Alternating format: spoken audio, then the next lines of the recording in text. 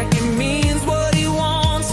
Daylight in the strip mall, sipping decaf and shades, telling talks, all the stories about the plans that he's made. Undergrounder, racing through a world that only he can see. Undergrounder, built for danger that was never meant to be.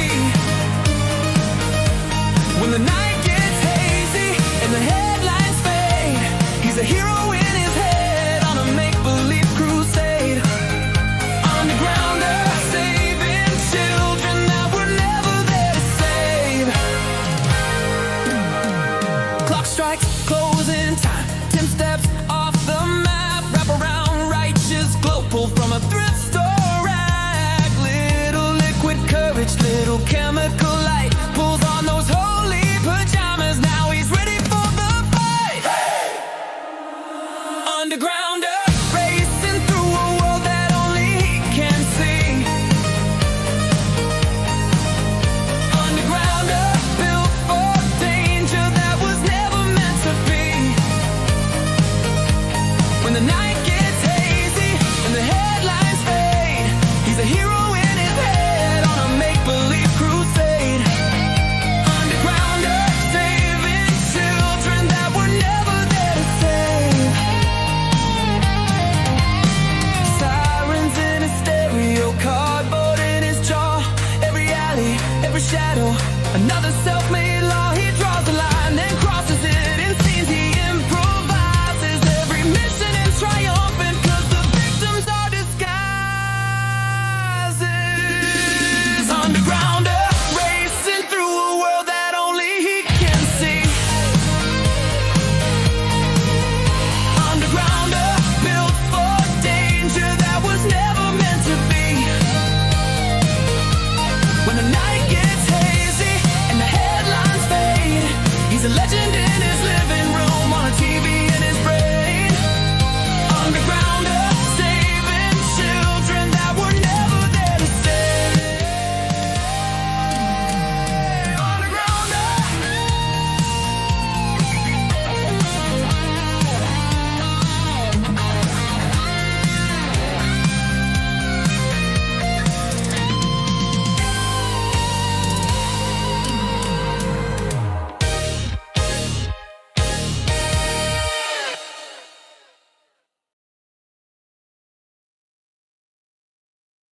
Nice. It's a perspective. It's a start. It's a start. All right, young ones, gather around and let Pappy Corahor tell you a little story. You see, it just so happens once upon a time, your favorite godless preacher was a true crime podcaster. I suppose it never stopped, but I just want to give you a quick recap. We got Tim Rathbone in the house. Who wants to put bets on that? We'll get Timmy Ballard on the show tonight. No bet. So I wanted to show you guys some this cool new thing. Anyways, but the story goes like this. You see, it turns out once upon a time. Hi. Once upon a time, I made a series of TikTok videos about Tim Ballard's secret whiteboard meeting, about how, and that's when I started to gain some attention on TikTok about how Tim Ballard from Sound of Freedom is full of shit. And basically that got, I got a lot of pushback, a lot of hate from a lot of Mormons and a lot of non-Mormons alike. I called them OUR Mormons. I called them MAGA Mormons. Because I called them Trump Mormons because they were all very committed to the idea that Tim Ballard and Donald Trump were, putting an end to trafficking in the world, in spite of the fact that every day, I said, every day they have an opportunity to prove that that's the case, and they don't do it. And every day the evidence keeps stacking up that they're full of it. And Operation Underground Railroad is going to collapse. Sure enough, within a few months of my starting into that, right when Sound of Freedom came out, that's exactly what happened. And then Tim Ballard got kicked out of the Mormon Church, And then, everything started to unravel. And then all of a sudden, 2025, all these lawsuits these women had brought against Tim Ballard started to get dropped as he started to either sue them back or defend himself in court. One of the interesting ones was a certain Kelly Suarez. If you know the movie Sound of Freedom, she is what they have referred to as the beauty queen trafficker. Uh, Basically, she sued Tim Ballard and lost in court before she eventually had to defend herself again against Tim Ballard down in Colombia, where she lives. And she had to defend herself in court there, and she lost there, and now she is in prison. And in spite of the fact that they had over a decade to prove that she was guilty of trafficking, which is what she had been arrested for down in Colombia in the sting that is featured in The Sound of Freedom. In spite of the fact that they held her 18 months in prison pending charges and could not come up with enough evidence out of Tim Ballard's sting, the Operation Underground Railroad sting, to actually bring charges against her. And she was in a Colombian women's prison, not a pleasant thing, and decided while she was in there, and she's just a poor girl from a little town outside of Cartagena. She's not even from Cartagena. And she decided while she was in there, she was going to get revenge, that she was going to get justice. And and she decided from prison that she was going to go to law school, pass the bar, and become an attorney. And she was going to fight for herself, and she was going to go out there and she's going to fight for other people. And that's exactly what she did. I mean, it's actually a pretty remarkable story. This woman who never trafficked anybody, as far as anybody's been able to prove so far, her story started out not that she was traveling internationally, picking up kids, marketing herself as running a talent agency because she had won all these different beauty pageants and things. None of that was true. All of that was made up. None of that was true at all. And what was really true is that she was a local girl who was in Cartagena when Tim Ballard and his investor went down there and were putting together a TV show that the president of the Quorum of the 12 Apostles and a member of the Quorum of the 12 Apostles, Dale Renland, had invested millions of dollars into putting together a TV show that on the face of it was supposed to be sold to like Netflix or something as the show about Tim Ballard saving kids. And what it actually turned out, and then on the backside of that, once people started watching the show, they would see Tim Ballard praying and emphasizing his faith in the church, in the Mormon church. And then so on the back end, it would be like a missionary piece to promote Mormonism. And but meanwhile, he and President Ballard, Tim Ballard, and M. Russell Ballard, who isn't supposed to be doing this, decide they're going to make a little money on the back end of it. So they put a little money into it and they invest into this. And they're basically investing into the church, into spreading the gospel and making money on the back end of what it would become Operation Underground Railroad. In any event, they pick up this girl and, as part of an operation where, they send out some Facebook ads, they put the word out there that they knew that there's this rich American coming to town and that he always wanted to have relations with somebody who was not of age, and especially someone who was black. And so, morena in Spanish. And so this woman, who was at the time 20 years old, decided she could look younger. And if this billionaire coming to town willing to pay for this was willing to pay for it, she would maybe become his girlfriend, and she would get under his skin, get him to fall for her, and happen to drop in casually that she lives in this small town outside of Cartagena. She and her mother don't have much, they barely survive. And boy, wouldn't it be great if she had an American sugar daddy to help her out. And your wife doesn't need to know. Family back in America doesn't need to know. The church doesn't need to know. But maybe help a girl out. A girl helps you out. And just happens to be a 20-year-old young woman who was willing to play out this fantasy for him. So she goes to this party marketing herself as being the girl that Paul, the man we know everybody calls Pablo in this television show. He ends up being Paul Hutchinson. No, he always was Paul Hutchinson. And Paul Hutchinson, Mormon trader, securities trader, or what do you call it? Like a hedge fund manager. And so he gets down there, he meets her, and then they do this sting operation. She gets thrown to the floor with everybody else, and she gets arrested. She was able to prove later that they had arrested her not because they suspected her of trafficking, but because they were looking for a woman named Nina. And there were these text messages going back and forth about a woman named Nina. And she's like, I don't know who this Nina person is, but it's not me. My name is Kelly Joanna Suarez Moya, in any event.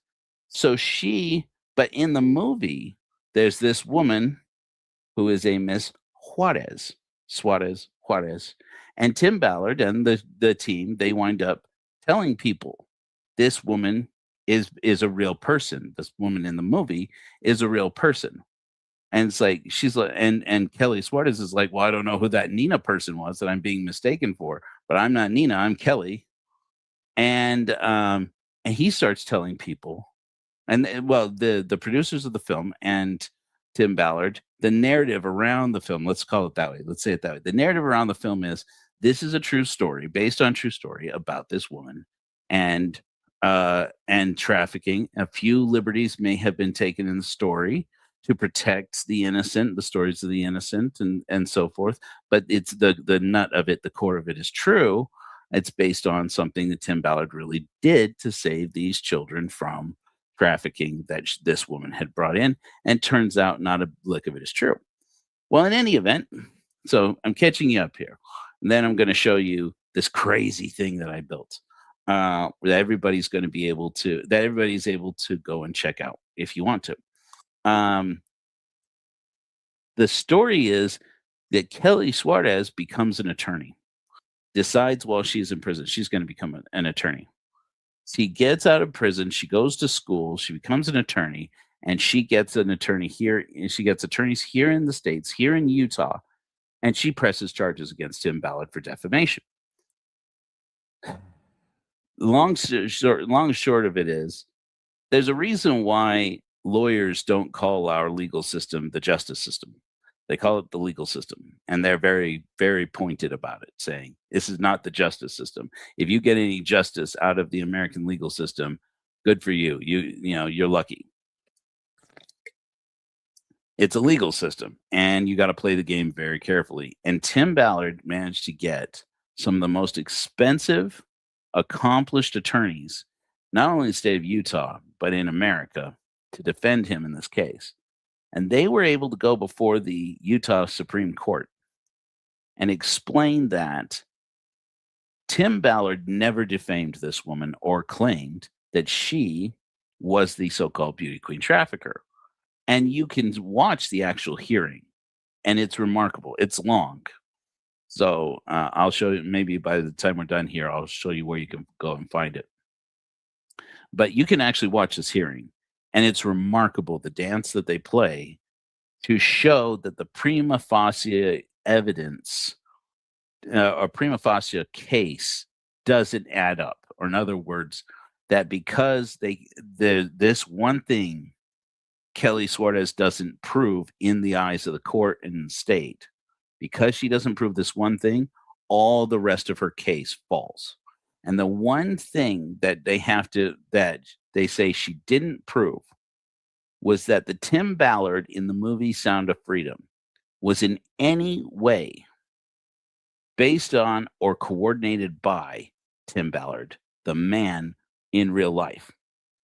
In other words, Tim Ballard's defense was, this movie Sound of Freedom is bullshit. It's not true. It's not about me. It's not based on me. It is loosely inspired by something like me. I don't have contact with the filmmakers. The filmmakers just made up all these stories. And this character, it couldn't possibly be Kelly Suarez. And even if it were inspired by Kelly Suarez, it's not inspired by her because of anything that I said or did. So don't put on me what the filmmakers did. And he basically threw on the filmmakers that, well, I don't know, if they're saying that that's Kelly Suarez, then that's what they're saying, even though there's abundant evidence that that's exactly what Tim Ballard has been saying to QAnon people, to, at Trumper conferences and rallies and things. Tim Ballard's been putting that exact narrative out there since before Sound of Freedom was released. But he was able to convince the court that he had no financial stake in the movie. He had no creative input in the movie. The movie cannot possibly be defamation of Kelly Suarez Moya because the movie's bullshit. So that's what's remarkable, is that, while Tim Ballard's life is falling apart, and I actually at times feel bad for the guy, he's gone on to work in Israel, working on the Israel-Syrian border following the collapse of the Syrian government, as the people there in Syria, whom Tim Ballard's supposed to be serving, supposedly we don't know exactly in what capacity he's over there, but he's been spending a lot of time over there since basically his whole life and Operation Underground Railroad, this multi-million-dollar operation here in the States, has basically collapsed. They kicked him out. His assistant sued him. Right now in the Utah legal system, somewhere in the police department, there's a forensics unit that has the skirt of one Celeste Boris. Can I say Celeste Boris? If I say Celeste Boris, I'm sure that she is not thrilled about it.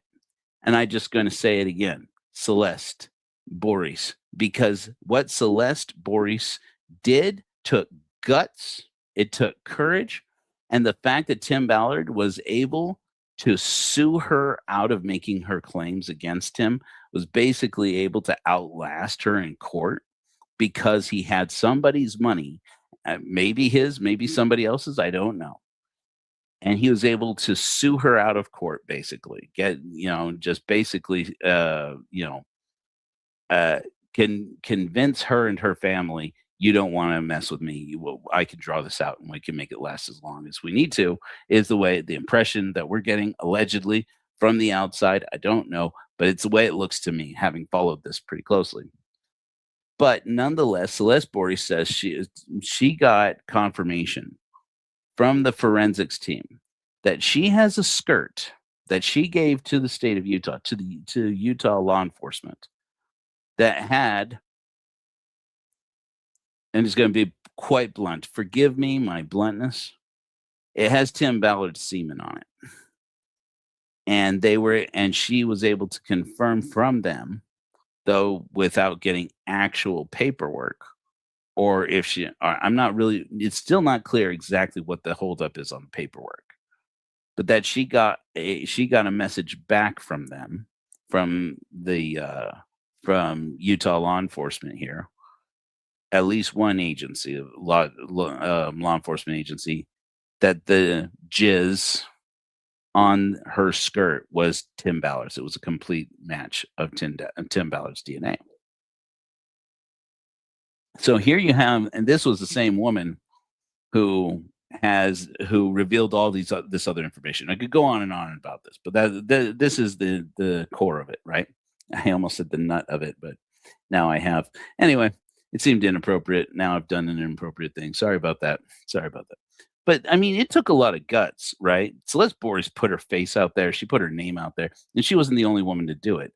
Bree Ryder did the same thing. These women put their names out there, hoping and believing in the system that it would give them justice, that if they all came forward and they stood together and they stood united, they would be able to stand up against any man and they would get justice and turned out to be wrong. That turned out to be not true. And it's really frustrating. And so the whole thing really kind of turned me off of doing more content on Tim Ballard on one side, and on the other side, there wasn't that much public information about it. It was a lot harder to get to information as Tim Ballard's life kind of started to fall apart. He actually went underground, and then he started cropping up only every here and there. There was a case out in Argentina. There's something going on in Mexico. There was a federal investigation, a federal criminal lawsuit at one point. A federal lawsuit at one point. It was all, it was all very nebulous. And what was actually happening, there wasn't a lot of reporting going on, and there weren't a whole lot of resources. So every once in a while we'd get a little thing about Tim Ballard. But this is the core of it. Tim Ballard claims had to claim in court that Sound of Freedom is BS, that it's complete fiction. It has nothing to do with him. And I am absolutely certain that's not true. That the movie is fiction, but that he absolutely was part of crafting the narrative, even if the filmmakers went their own way with it in little details. That they absolutely meant to slander the name of Kelly Suarez. She absolutely is in prison right now, I think, because of this. They ganged up on her because they didn't want to admit that they had got the wrong person. They arrested the wrong person. They thought she was somebody else. And they can't admit that she, but at the end of the day, this woman did not traffic anyone. She did not bring anybody. In fact, Tim Ballard's main guy, Pedro Flores, this was an episode I did a while ago, about Troy Abels, may he rest in reason, recently passed away very suddenly. Of the Last Dispensation podcast, that he had interviewed Pedro Flores, who was Simba in the movie, the little boy that Tim Ballard has to pretend that he wants to do bad things with to protect the boy because one of the traffickers wants him. And so that boy, Simba, his real name, Tim Ballard has been telling everybody from the beginning, his real name he's a real person, and his real name is Pedro Flores. And Pedro Flores actually ended up signing a statement for Kelly Suarez that says, I never met Kelly Suarez before that day. I was not trafficked by Kelly Suarez or anybody else. I was told that I would get paid X number of pesos to show up at this party. I arrived there with my boyfriend. We were told that we would get paid even if all we did was eat and drink and dance, that there would be booze at the party. They were underage, they were in their case they were like 17. But the actual people there, he said, I'd never met any of them before that day. We'd all responded to Facebook ads or to contacts through friends and neighbors who said, these gringos are coming into town. They're paying people to go to this party and get smashed and eat food and, dance and party and have a good time. They just want to have a good time. And so we're like, that sounds great. And so they all went. He said, and then the part where he felt like he was treated, that he eventually had to go to therapy for, was that then he said at one point during the party, they took us and they paraded us around. And they said, let's go take a tour of the island. And we thought, that would be great because it's a little private island. And so they're like, yeah, let's go take a tour of the island. He said, and then we realized that they were parading us in front of the Americans who were checking us out as if they were going to purchase us, so they're going to purchase an experience. He said, and it felt so objectifying and shameful that I realized, oh my gosh, I feel like we're being eyed, like we're being, but it turns out that the American perverts that they're being paraded in front of, who are checking them out, are allegedly John Reyes, the Attorney General of the state of Utah, Tim Ballard, Paul Hutchinson, this Mormon, billionaire who runs a hedge fund out of Utah here, and their associate and a handful of associates connected with them, including the filmmakers who are making this TV show for Tim Ballard and two Mormon apostles at the very least that we know of. And so it's like, wow, this is the whole thing really seems scandalous. But this guy that Tim Ballard promotes as being, proof, as being a witness to proving that Sound of Freedom is true.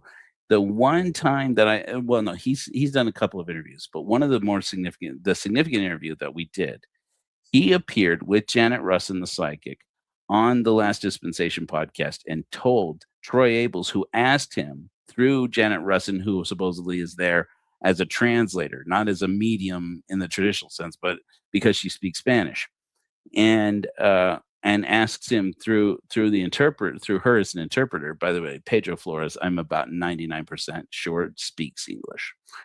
Anyways, and asks him, how long had you been trafficked that day on that island, that you were on that island? Like, how long had it been since you saw your parents, basically was what he was asking him. How long had it been since you had been stolen from your home and taken into this trafficking ring? And Pedro Flores told him, honestly, to his credit, oh, no, just that day. And you can see in Troy Abel's eyes the moment when she translates that for Pedro Flores, when Janet Russin, the medium, the Mormon medium as she was once known, translates for him and says, no, he's saying it was just that day, that he woke up in his bed that morning in his home, and he went back to that bed that night, and he didn't have sex with anybody, didn't get paid for sex with anybody. Nobody got paid to have sex with him. None of that happened.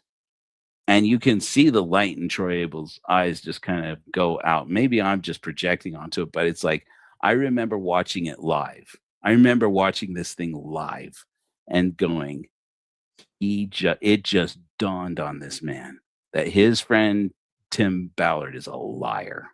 I am to have heard through the grapevine on the back end, that's exactly what happened. That Troy Abel started to get really convinced, more and more convinced, that Tim Ballard was selling him a bunch of lies, and that on the back end of things, arranging between them, because Troy Abels, he sacrificed a lot. His audience, he used to say in his show, I know a lot of you are upset with me for sticking with Tim Ballard, but you got to understand he's my friend. You got to understand I believe him. If I lose followers, if you guys stop donating to the podcast, whatever, I guess that's what happens to me. But I believe in what Tim is doing. And then all of a sudden he stopped making any Tim Ballard related content, shut down his whole YouTube channel, took all the Tim Ballard content off for a while, and he just and then started making content as if Tim Ballard just disappeared Tim Ballard from his podcast. And then after a while, he started doing more interviews with Tim Ballard and Catherine Ballard and coming out with little documentaries, as he was calling them. And he started getting back into it. Well, it turns out Troy started to go back and forth and back and forth and back and forth about whether or not he believed Tim Ballard. At least that was the appearance of it. And then, under somewhat unclear circumstances, this last December, I'm not saying anything nefarious happened. I don't know much more than rumor that's circulating inside this content creator community. Troy Abels was on a down kick. He seemed to be a little less convinced that Tim Ballard was telling the truth, and a little more like he and his platform were being used to platform Tim's lies. And then he died. And it was all of a sudden, the next day, his wife and child posted a video saying, we all want you to know how much Troy loved you. And this is sudden shock, but Troy passed last night. And the public side of it, we don't know what else happened. Now, Troy used to always post that he used to always make little comments about how his health was not good. What else was involved? I don't know. But it was weird that it was all of a sudden. Either way, rest in reason, Troy Abels. But here's what I wanted to get to. Okay, so I set you all up for all that to talk about Epstein.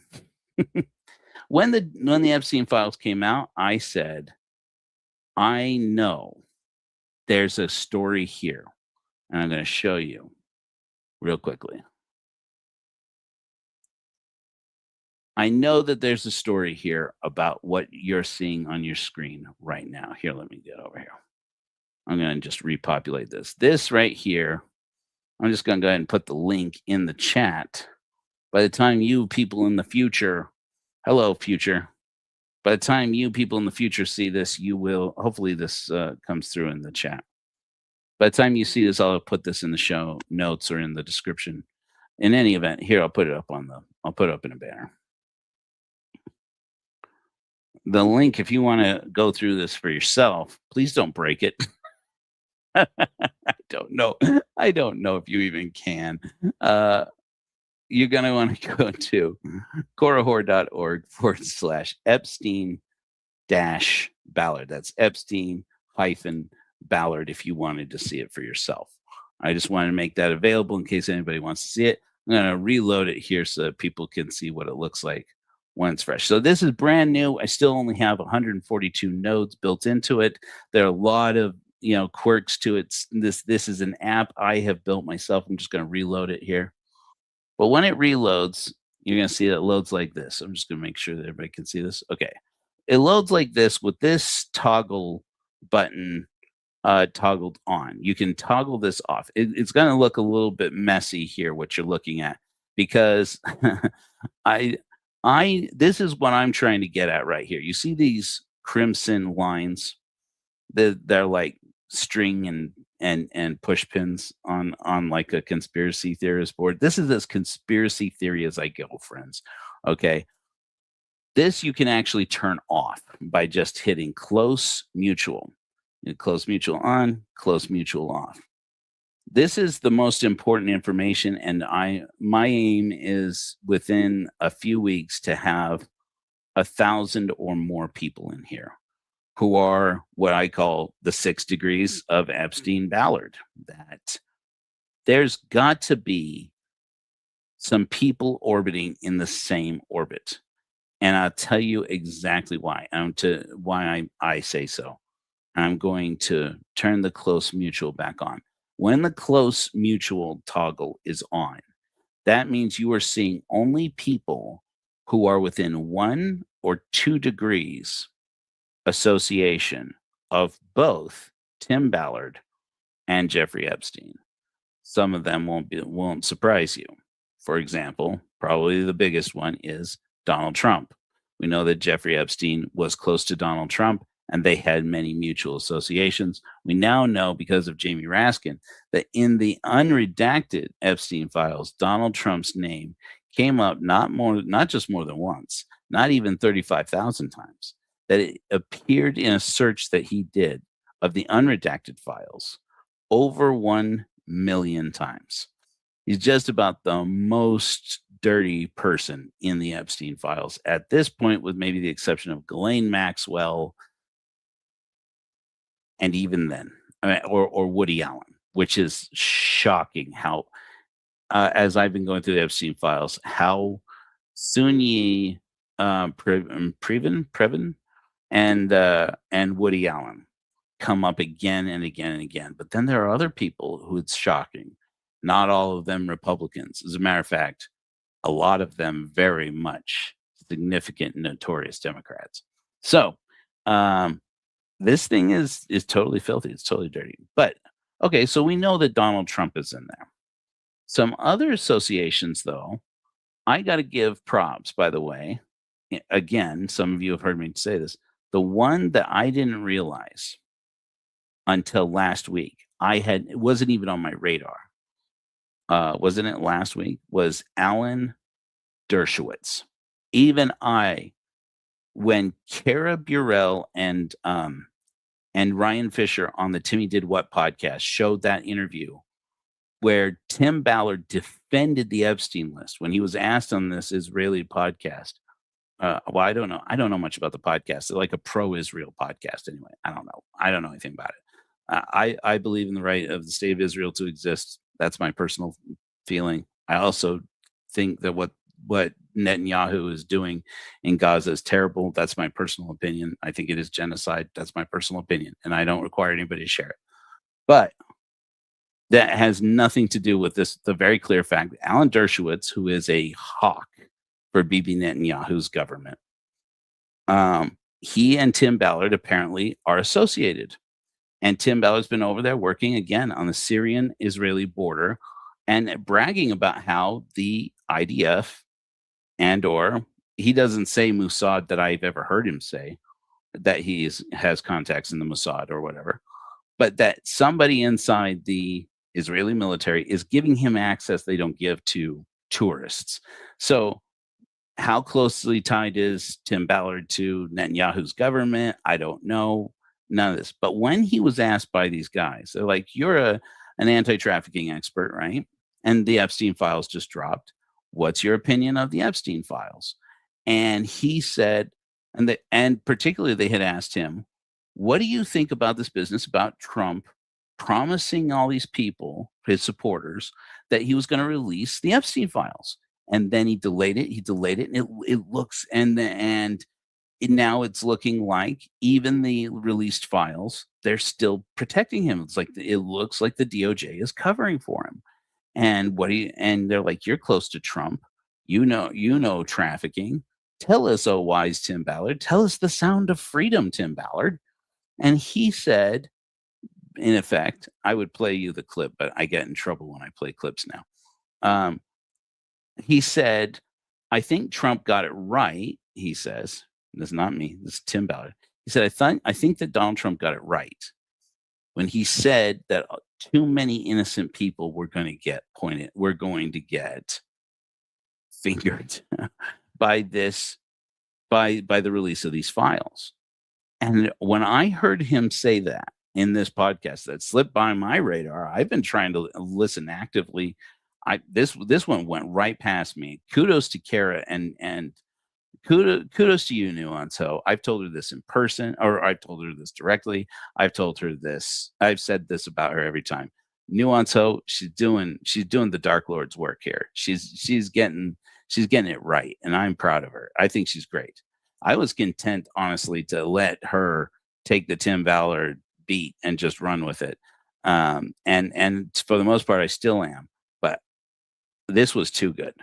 And they asked him, how can you say that these people in the Epstein files don't deserve to be exposed? And he said, because I know at least one of them and I know he is an innocent man, and that's Alan Dershowitz. And he said, and I know him to be a good man, a man of good character. And if you haven't been following this, Alan Dershowitz is one of the people that Virginia Giuffre exposed as being one of her assailants, as one of the men who paid to have her when she was young. And he denies it, says that it's all slander and defamation. And it's speculated that it is because of pressure from Alan Dershowitz that Virginia Giuffre started to doubt her own memories, her own thoughts, that her own memories she started to apologize for and say, well, maybe I did get it wrong. It doesn't seem so, but I don't know. And he basically gaslit her into doubting, into taking back her own claims that she put in her book and say, not that it wasn't true, but that she's willing to admit that maybe she just remembers things wrong in the trauma and the aftermath of the trauma. And then she went to Australia, and in Australia, she ended herself. And it was, Prince Andrew couldn't do that to her. Prince Andrew was the one on the losing end at the end, deservedly so. He's in the list now. I'll show you. This is, let's see, where are you, Andrew? I need to create a government node in here that's just the crown, but I didn't want to do that until there were more more reasons to include more members of the royal family, which at this point there haven't been. Oh gosh, it all repopulated in a new place. Anyways, where are you? Anyways, now I had to actually change his name from Prince Andrew. Oh, here you are, Andrew Mountbatten Windsor. When I click on him, it'll populate here a little panel that gives a little description of that person, and then it gives you links to any relevant information. This one, the AI that built the software for me, actually created that. Actually planted that in. I don't know if it actually goes anywhere yet. So this is still in its infancy, you guys. And then I put connections in here. So the connections are basically these lines. We know he's connected to Jeffrey Epstein. We know he's connected to Ghislaine Maxwell. We know he's connected to accused by Virginia Giuffre. And then over here, you'll see that there is a label for those connections. Now, not all the connections have labels, but wherever possible, I'm populating them. So basically, what we're looking, I said, what we really need here. So we know that Tim Ballard is connected to Jeffrey Epstein through Donald Trump. That's two first degree associations. But Alan Dershowitz is the same thing. And I went, okay, that's two people that Tim Ballard is within 1 degree, that put Jeffrey Epstein at 2 degrees with Tim Ballard. Now, I don't have any good reason whatsoever to think it gets any closer than that. I'm not suggesting even slightly that Tim Ballard is affiliated directly with Jeffrey Epstein, nor do I really believe that to be the case. But that he is directly connected into the same network as Jeffrey Epstein. And apparently, Jeffrey Epstein's network of perpetrators is pulling a fast one on him, is pulling the wool over the eyes of the great anti-trafficking hero, is very apparent, because even now in the age of the Epstein files, Tim Ballard is defending all the people in there, including Donald Trump, including Alan Dershowitz, saying he knows that that's not possible, that he knows their character, and he knows that these men couldn't possibly be guilty of what's being demonstrated over and over and over again, the Epstein files. And he's defending them. He is Mr. Sound of Freedom is defending the Epstein files, people. If I'm wrong, then I'm wrong. I want to know that I am wrong. So in any event, so I decided, you know what we need?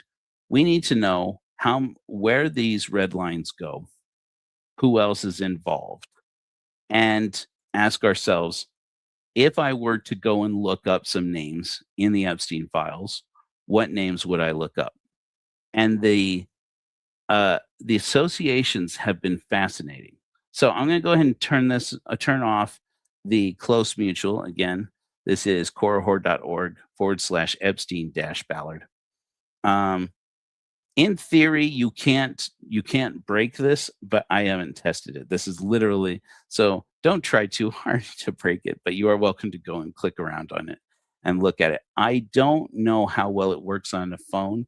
It's supposed to, I designed it. I told the system to build it so that it was easy to use on a phone. And I don't know. I haven't tested it. Okay. You're looking at the first time I'm testing this at all.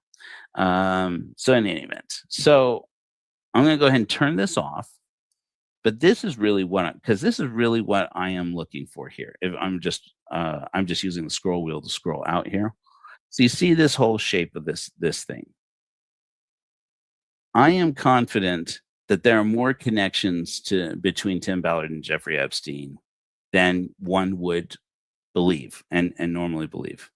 And there is going, as we populate out the first degree associations of these people and let the system sort out first, second, third degree. It's like playing the cruelest and sickest game of the 6 degrees of Kevin Bacon. But Kevin Bacon, there's 2 Kevin Bacons, and they're 2 perverts named Tim Ballard and Jeffrey Epstein. Allegedly. This is my opinion. This is just my opinion. May no harm come to any of them. But then as you get more and more associations, more and more first degree associations, it puts more and more juice into the size of the nodes and starts to gather the nodes together. So for example, you see that Alan Dershowitz and Donald Trump are in the middle. that means that they are associating. Basically, what's happening here is everybody is associated with Tim Ballard. The system is supposed to be pushing further and further left. Everybody associated with Jeffrey Epstein is supposed to be pushing further and further right. If they are, the more that they are connected, it's supposed to be gathering them in the center. The logic of it is going to have to go through a lot of. It's still a work in progress. Okay. I wanted to show you a couple of other things. So those were the ones that we had known up until I started playing around with this system and building this system. Donald Trump, boom, and Alan Dershowitz. When you can select up to 3 persons at a time. And what happens here in this map, it's not very impressive yet, but I'm convinced in the end, when we have like thousands of nodes in here or 80,000 nodes in here, this will be very useful feature. It's showing you all of the people who are within 3 degrees of the nodes that you have selected. And that can be a person like Alan Dershowitz in this case, or it could be an association or an organization. I mean, like here you have the second Trump administration, and let's say you want to find between the second Trump administration and Harvard University. And that's an interesting one. I don't know how many of you are following me on TikTok.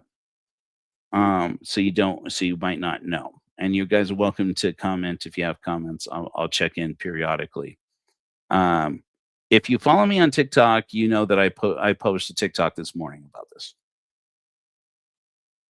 But the Mormon Church just announced yesterday their new apostle. And if you don't know, President Nelson, the president of the Mormon Church, passed away just a few weeks ago. The Mormons have just now ordained their new prophet, President Dallin H. Oaks, and that left a vacancy in the Quorum of the 12 Apostles. I have the Quorum of the 12 Apostles here. It's not very full. Let's see here. Where's LDS Church?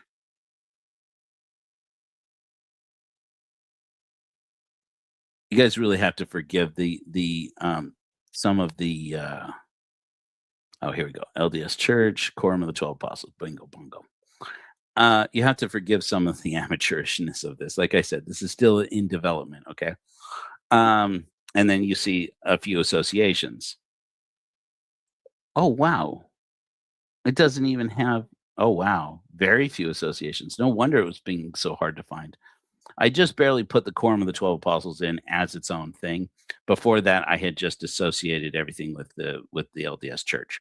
In any event, so you see in LDS Church, you're going to see basically people who are prominent Mormons, and not necessarily all official members,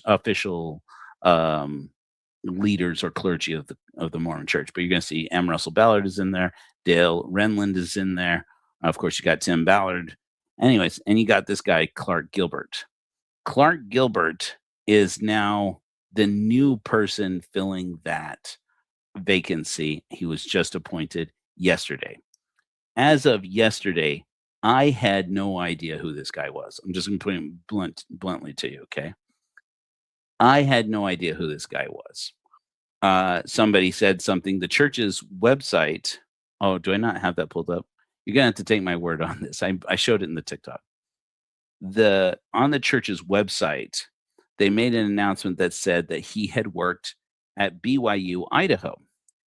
And prior to that, he had taught he was an administrator at BYU, Idaho. And also he had been in charge of Deseret News at one point and the church's media arm. And then before that, though, before he was an administrator at BYU, Idaho, he had been a professor at Harvard Business School. But that he had come to BYU, Idaho, because it had always been his dream to teach at BYU. That may actually be true. Anybody who knows BYU, Idaho knows that's ridiculous. That's a pretty ridiculous dream. I mean, even with everything we've learned about BYU, Idaho, or everything we've learned about Harvard, I mean, to decide Harvard Business School is no good, where your real dream is to teach at BYU, Idaho, that's absurd. Anyways, so I said, but that's interesting that he taught at Harvard. When did he teach at Harvard? Let me just go ahead and pull up. Let's go ahead and pull up our boy, Clark Gilbert. Here he is. Clark Gilbert taught at Harvard, at BYU, Idaho, from 2001 to 2006. And that really got my attention today as I was filling out all these other notes. I had no reason to want to put this person on this matrix, to be blunt with you. And I said, wait a minute, he worked at Harvard between 2001 and 2006? That's curious. Because in 2001 to 2006, Larry Summers was the president of Harvard University. So that meant that the new apostle worked at Harvard at the same time as Larry Summers, who, if you don't know, as president of Harvard University, was just during that time, he was just about one of the dirtiest people in the Epstein files. Like, they maintained a long association, Larry Summers and Epstein, that eventually disgraced him out of politics, disgraced him out of the public eye, forced him, who knows how much of it had to do with his being forced out of the presidency at Harvard. He was, basically invited to resign from Harvard because he was so dirty. Not necessarily in the Epstein files at the time, the Epstein stuff at the time, because 2006, a lot of people still didn't know. The general public still didn't know about Epstein in 2006. But Larry Summers was involved in enough misogynistic and crazy crap that, he was out. But during that time, this guy who's now the Mormon apostle was working there.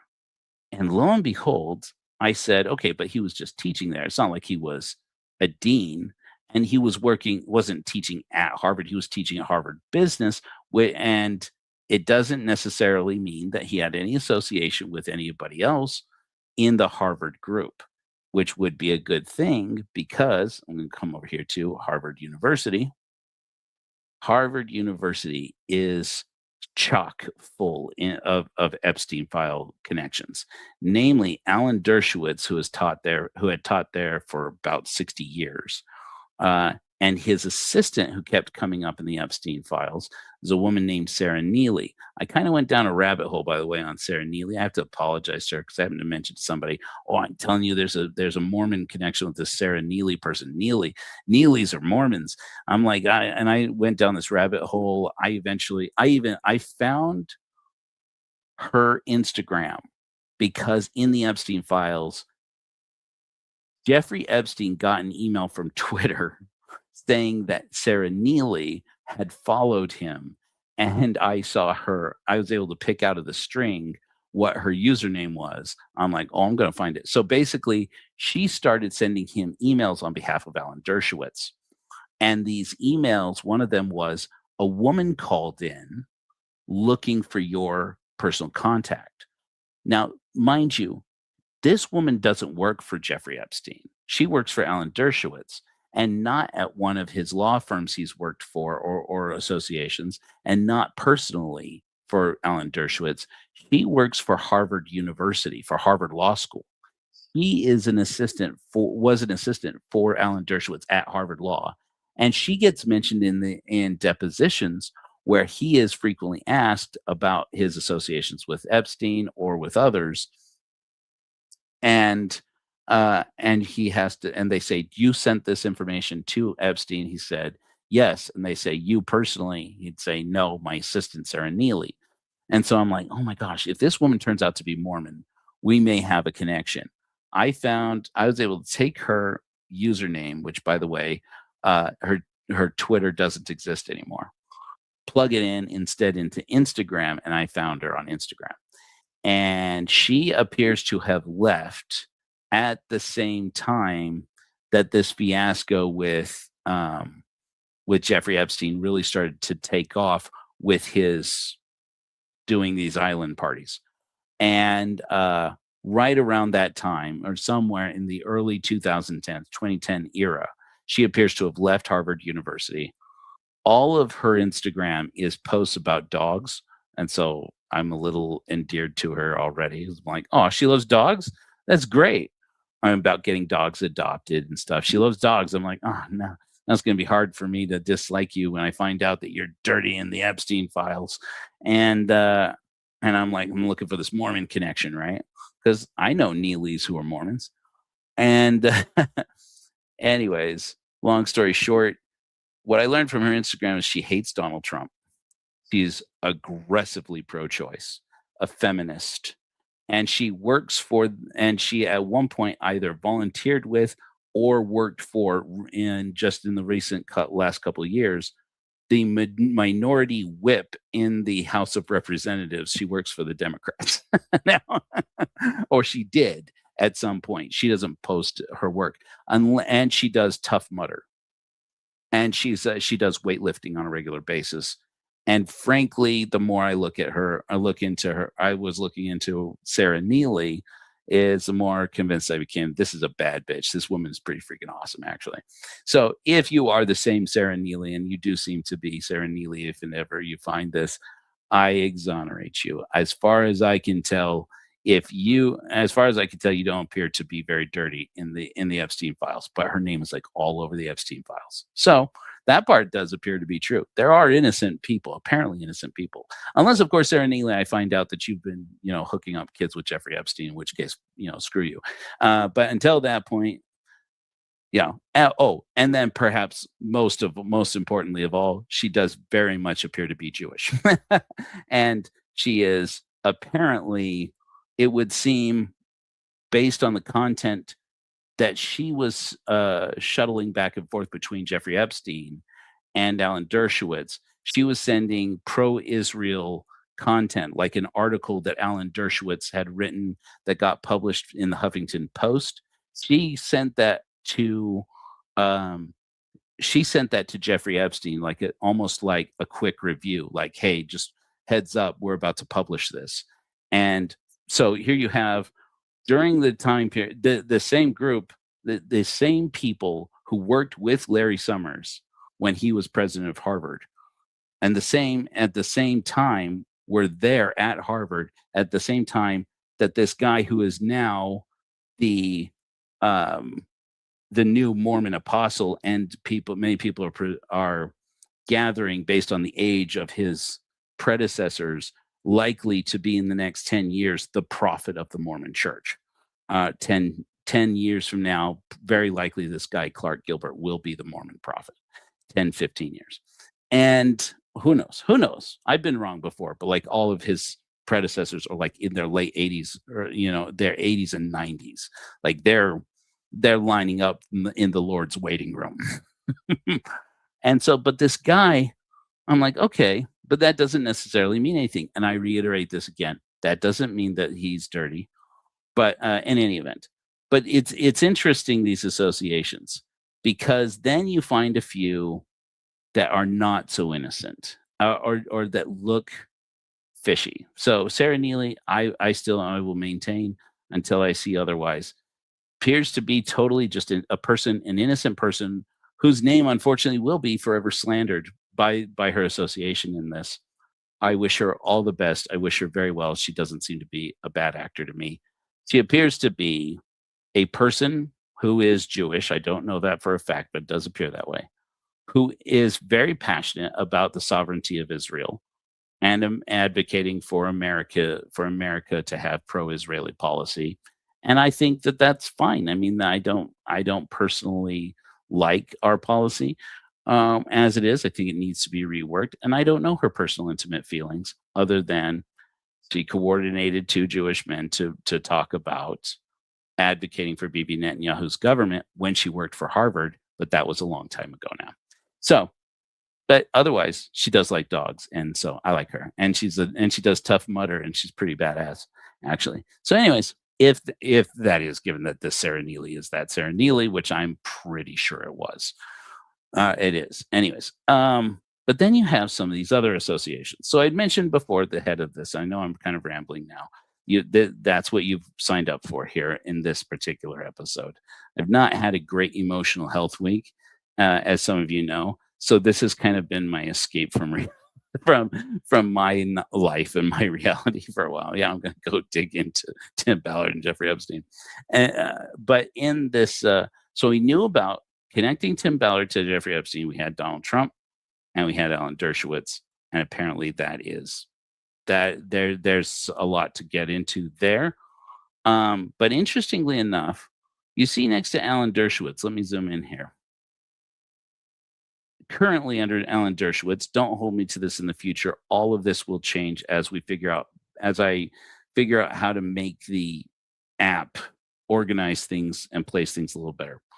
But currently, you'll see next to Alan Dershowitz is this name, Kim B. Clark. Kim B. Clark is the person, if I zoom out a little bit, you'll see among his immediate. So when you select somebody, I should explain this. When you select somebody in this interface, the darker nodes, like the first person will turn up blue, and then their associations degrade in the shade of blue down to lighter blue based on if they are first, second, third degree, etc. So you'll see right away that Kim B. Clark, who currently is an Emeritus 70 in the Church of Jesus Christ of Latter-day Saints, but you'll see that he is connected to Harvard University, Clark Gilbert, that's the new elder, the new apostle in the church, and BYU Idaho, Quorum of the 12 Apostles, LDS Church. Those are the associations he's most closely connected to. And that's because that 2001 to 2006, after Clark Gilbert graduated from Harvard Business School and stayed there teaching at Harvard Business School, he reported to Kim B. Clark, who was the dean of Harvard Business School, which means that he reported to Larry Summers. During those same years that Larry Summers was the president, in fact, it's the exact years, 2001 to 2006, when Larry Summers, one of the dirtiest people out of the Epstein files, was running Harvard, was when Kim B. Clark was there. And when Larry Summers' tenure at Harvard was winding down and controversy was mounting up, and it was becoming more and more clear that he would have to resign in disgrace, Kim B. Clark left Harvard Business School at invitation of the prophet of the Mormon Church at the time, in 2005, who was President Gordon B. Hinckley, to become president of BYU Idaho. Within 1 year of leaving there, Clark Gilbert, one of the Mormons who taught under him at Harvard Business School, followed him to Brigham Young, BYU Idaho. I got to say, maybe it's true that Clark Gilbert always wanted to teach at BYU or be an administrator at BYU. But I'll tell you this, nobody wants to grow up to work at frickin' BYU Idaho. BYU Idaho is one of the worst schools in the world. Anyway, but what's curious about that, of course, if you've been paying attention to the Epstein files, should I pull this up? I had shown this in the TikTok. Let's go to the Epstein files. I know that this is going to become a trend. It's going to be like a thing that I say now. Let's just take a break from our little map here. I'm going to show you something. So let's see. I'm going to stop. I'm going to remove this. I'm going to stop sharing. I'm going to start sharing. This is DOJ. So if you don't know, this is how you get to the Epstein files. Go to justice.gov/Epstein. It's going to ask you, are you 18 years of age or older? Very much so. You click yes, it verifies, you scroll down. Now, how good this search is quite dubious, because there's a lot of content that appears not to have been read into the OBS, into the text feature of these documents. So nonetheless, if I put in BYU Idaho and hit search, you're going to see a small handful of PDFs, all from dataset 10. This one is the one that I want to point out. That's very curious, and I pointed this out. Everybody see this okay? I'm just checking in to make sure everybody sees okay. You people who are watching in portrait mode, I'm doing my best with this. StreamYard's still not great about that. I apologize. I don't know what to do about that. And I'm hoping that StreamYard gets better at how it's all laid out. But in any event, just take my word for it. Take my word for it. And if you don't believe me, hop on over and onto your computer and get to the desktop version of this video. But this is a redacted email with heavily redacted. We see that it was sent to JE Vacation. That's Epstein's dirty business Gmail account. And you see that it says forward student, name redacted, dash BYU Idaho from CM, sent via BlackBerry by AT&T. Then from, date redacted, Thursday, 24th of March, 2011 at 2:03 p.m. Subject, forward student, name redacted, dash BYU Idaho. Now, mind you, this is in 2011. So this is after all the paramormons I just showed to you that worked at Harvard Business have moved on. This is just regarding BYU Idaho, but watch what happens here, okay? It says, good afternoon, Larry and Jeff. B. One of the curious things, some of these emails, namely this one, there's a B that ends up at like in empty lines. I think that means that originally it was in bold. I don't know though. Somebody who knows these things better than me, look into that for me, would you? Let me know how that goes. It says, good afternoon, Larry and Jeff. I am so thankful for your willingness to help, redacted. She will do well in school and make all of use happy. Gonna go ahead and assume somebody, clanking this out on their Blackberries. You know how 2011 was. So that means make all of us happy. There's a B again, just kind of a straggler B. And then I hope this find you and Jeff doing well.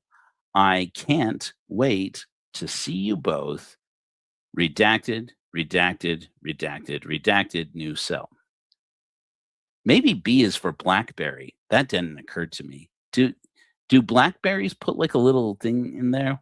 And somebody who knows this, somebody who's like a techie person, because like you scroll down here and you see that this is now, okay, now this is highlightable. I don't think that, can I highlight the names? Is that a thing? Hold on. Because this is a thing, you know how this is a thing that's somebody in redacting these Epstein files, and it always happens this way. Somebody at oh no, it isn't. Somebody at the FBI doesn't know how to actually redact. Like there's a formal way to redact documents in Adobe. For a second, I looked at this and I'm like, oh crap, there's a name there. No, there isn't. They don't do it right. They just end up putting like a black box over it. And if you do that, Acrobat sometimes preserves the name that's underneath it, depending on how you save it. And so some people have been able to unredact some of these documents. This isn't one of those. Too bad. Maybe I shouldn't know. Anyways, but you'll see that the earlier email that this is in reference to says from Student Admissions Office, sent Thursday, March 24th, 10:17 a.m. So that was the same morning, I believe. Is that right? March 24th? Yeah, same day. This was just an appreciation because they got a notification, says parents of name redacted, please find the attached document with the current school rates for BYU Idaho. And then underneath it says name redacted is enrolled to start summer semester, July 2011. Sincerely, F. Young, BYU Admission Office. So there we at least know there is somebody, an F. Young. I'm going to go ahead and take a stab in the dark and say that's Fanny. Is it Fanny Young? In any event, if you are Fanny Young and used to work at BYU Idaho as admission office, first of all, can I have a talk with your parents? That's terrible. You were named after Fanny Young. That's bad, man. Well, that bad Fanny Young was a bit of a badass too, though. But I don't know. But still, I wouldn't want that affiliated with my name. Ugh. Ugh. Mormon polygamy. Anyway, so that is curious because, like I said, by the time this email is being sent, these two men that I was just talking about, Clark Gilbert and Kim Clark, who are now both general authorities of the Mormon Church, and they had moved on from Harvard, so they've been 5 years gone from Harvard, but that's because at that time, 2011, when this email is sent, they are both in the administration at BYU Idaho. As I said, probably nothing, but put it in the list and run it through the Epstein files. See where it comes out.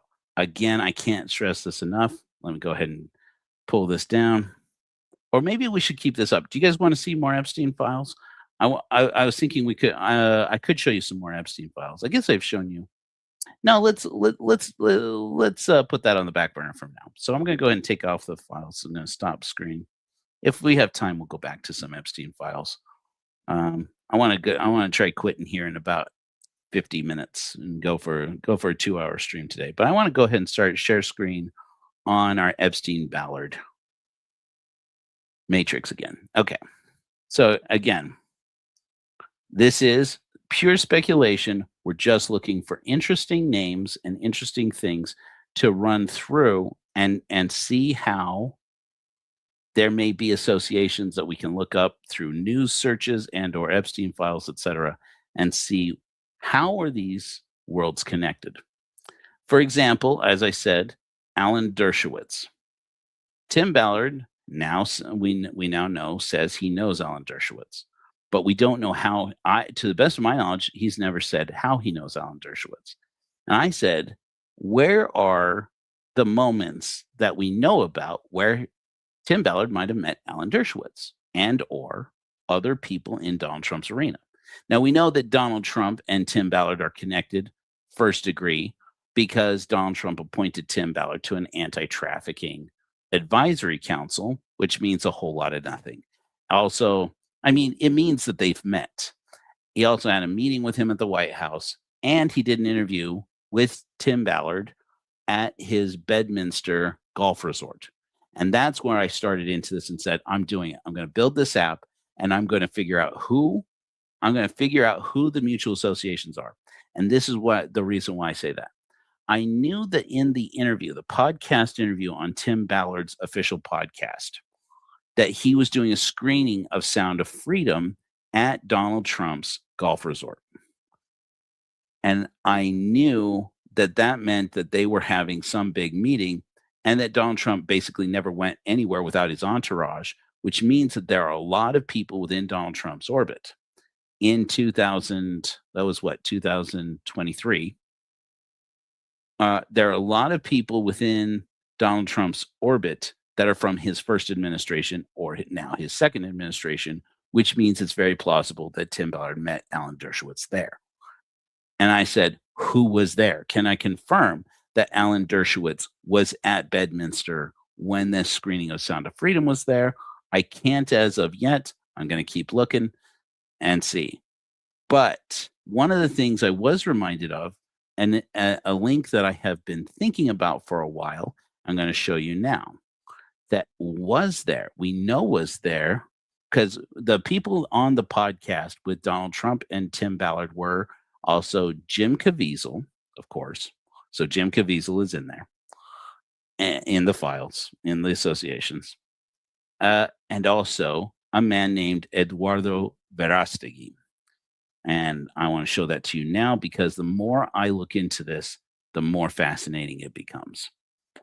I've had a fascination with this person for a while now. Where are you, Eduardo? I see Alejandro. I see Leo. Some of these some of these nodes are a little messed up in how they're being laid out. Like I said, this is still work in progress, you guys, so please forgive me.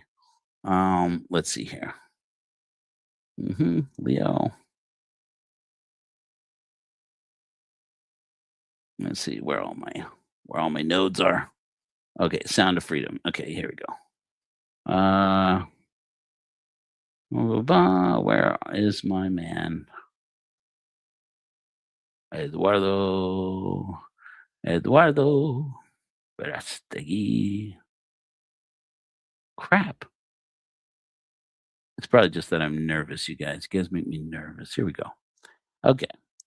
Eduardo Verastegui is his name. Let me just put him up in the box here. Okay, so here are the associations of Eduardo Verastegui so far as I can associate them, and this is fascinating. So remember what I said earlier when I was talking about Kelly Suarez and the lawsuit, how basically Tim Ballard was able to defend himself in Utah court, going all the way up to the Utah Supreme Court, that saying that he had not defamed Kelly Joanna Suarez because with the film, by portraying her as the quote unquote beauty queen trafficker, because he had nothing to do with the production of the film. He didn't really even know the filmmakers. He has no association with the filmmakers. He didn't meet with the filmmakers other than to quickly review with them, are you really using my name for this character who's not in any way based on me? He had to defend himself through his attorney, through a law firm known as Call and Jensen. I said earlier that I might reveal to you how you can go and watch. You can look it up on YouTube. But if you go to the website of Colin Jensen, you can see his attorney. His name will come back to me in a minute. I didn't put him in here. He really was just representing Tim Ballard. I don't have any reason yet to add him or any of Tim's counsel really into this equation until I can confirm that they have some association. This is another interesting thing. I did go through all of Tim Ballard's legal counsel looking to see anybody who had studied at Harvard, and almost all of them had not. As a matter of fact, if my memory serves, none of Tim Ballard's actual attorneys had studied at Harvard while Dershowitz taught there, because I had thought, well, maybe Tim knows Alan Dershowitz because Alan Dershowitz, has done consulting, at least on defamation type cases. This is kind of a bread and butter specialty for him. Of course, he worked for Jeffrey Epstein, defended Jeffrey Epstein when Jeffrey Epstein pleaded guilty to his crimes. So in any event, I thought maybe somebody who studied under, long shot, somebody who either taught at Harvard Law with Alan Dershowitz, or somebody who had studied at Harvard Law under Alan Dershowitz, said to Tim, you know what, this is over my head. Maybe we call in the big guns and get some consulting, pay a consulting fee and get Alan Dershowitz in on this. And maybe Tim Ballard got some kind of legal advice from Alan Dershowitz. Again, this was me speculating in my brain. So far as I could tell up until this point, that's not true. So I'm just trying to walk you through my thinking process. But in any event, Tim's attorneys actually had to defend him by saying that Sound of Freedom was bullshit and that he doesn't associate with the filmmakers and has no way to even tell, really wouldn't have had any cause to tell the filmmakers how to portray him, Tim Ballard, despite the fact that Jim Caviezel plays a man with his name, gave himself his Tim's frosted tips so that he looked like Tim Ballard. Supposedly the Jim Caviezel Tim Ballard and the Tim Ballard, who, by the way, in the movie they morphed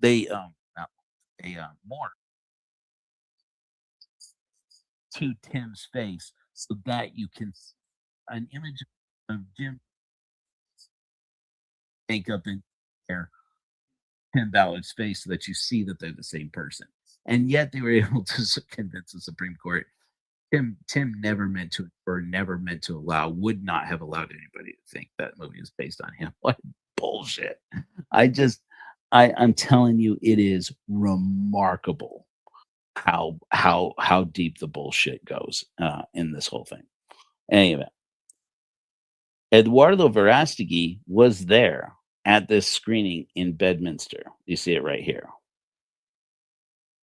with Tim Ballard and Jim Caviezel and Donald Trump. That was that is proof positive in 2023 that these men are deeply associated with one another.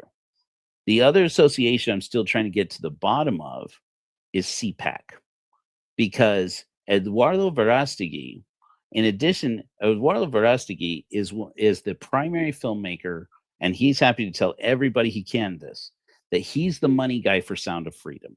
He came up with these, some $14 million or whatever it was to make the film. He came up with all the investors for it.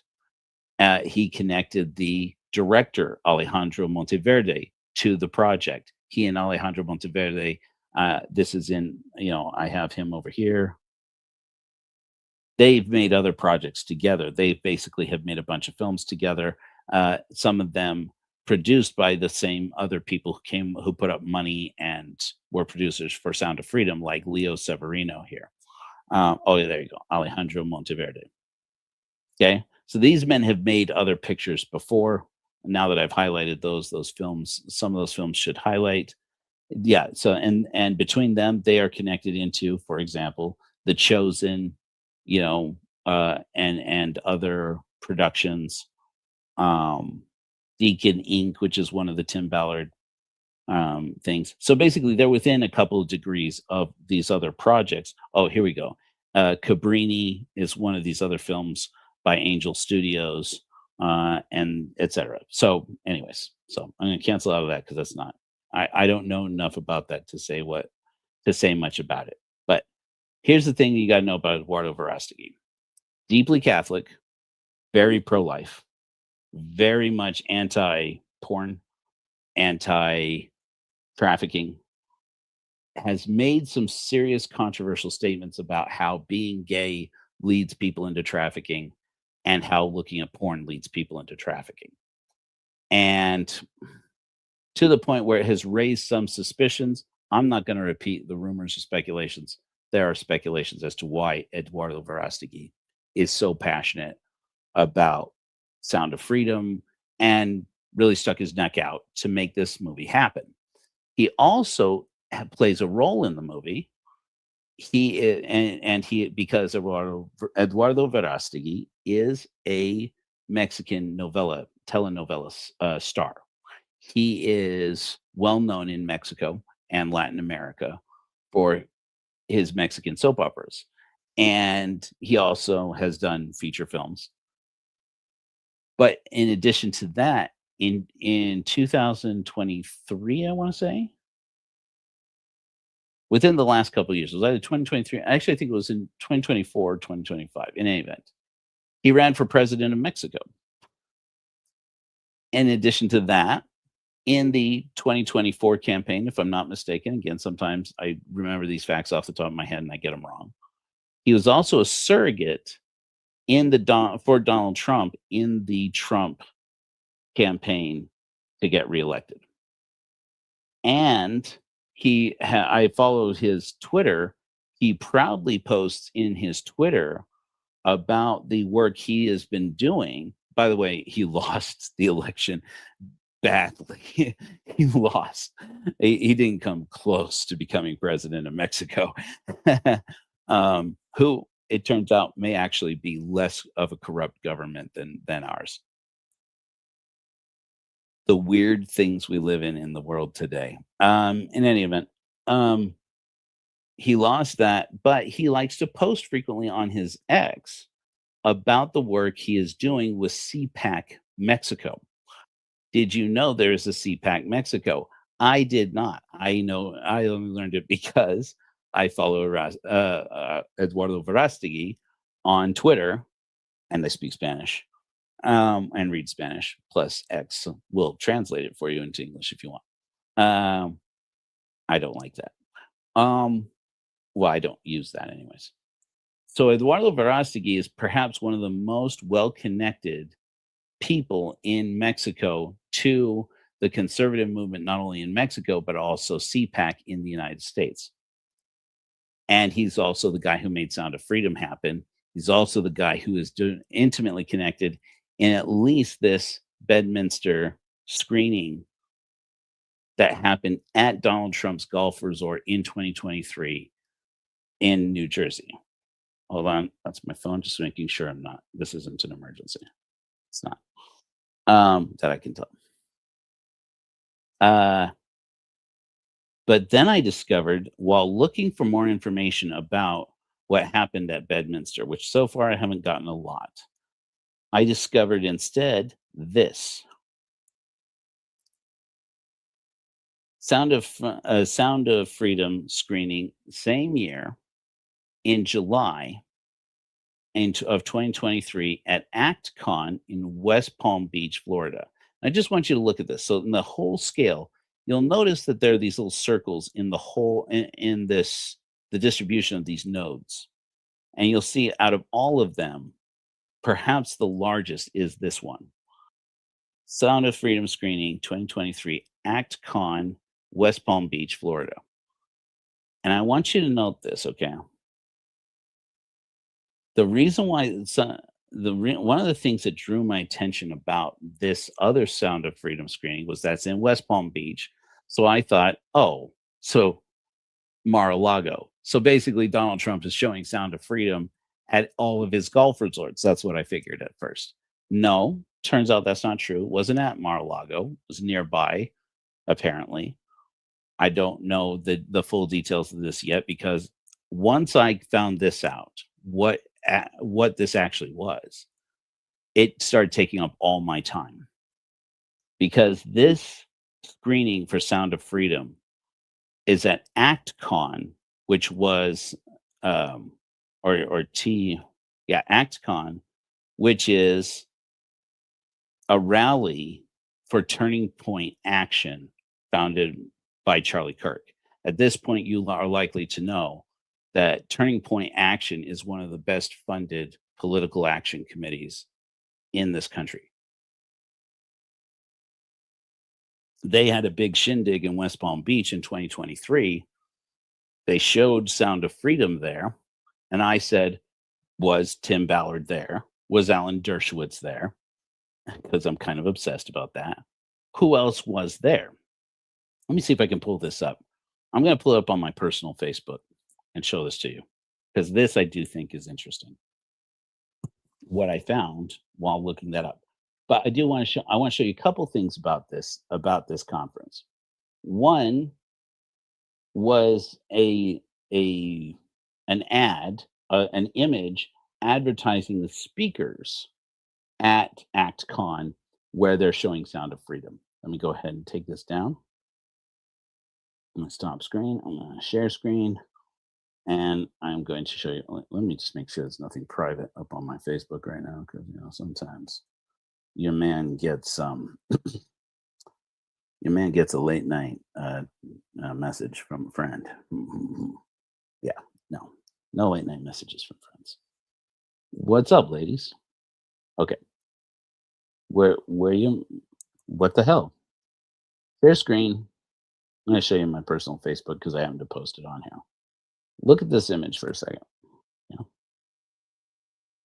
You're going to see the speakers at this Turning Point Action Conference, the July 15th and 16th, are left down to bottom right: Donald J. Trump, Tucker Carlson, Dan Bongino, Steve Bannon, Charlie Kirk, Donald Trump Jr., Senator Eric Schmidt, Senator Josh Hawley, Senator Ted Cruz, Vivek Ramaswamy, Jack Posobiec, I don't really know who that is, Benny Johnson, who is a plagiarist, serial plagiarist, Matt Gaetz, famous, Lauren Boebert, also famous, Governor Asa Hutchinson, who cares, Congresswoman Anna Paulina Luna, don't know anything about her, Congressman Byron Donalds, I've seen something from him, don't remember exactly, Marjorie Taylor Greene, everybody's favorite, Harmeet Dillon, Bernie Moreno, Mayor Francis Suarez,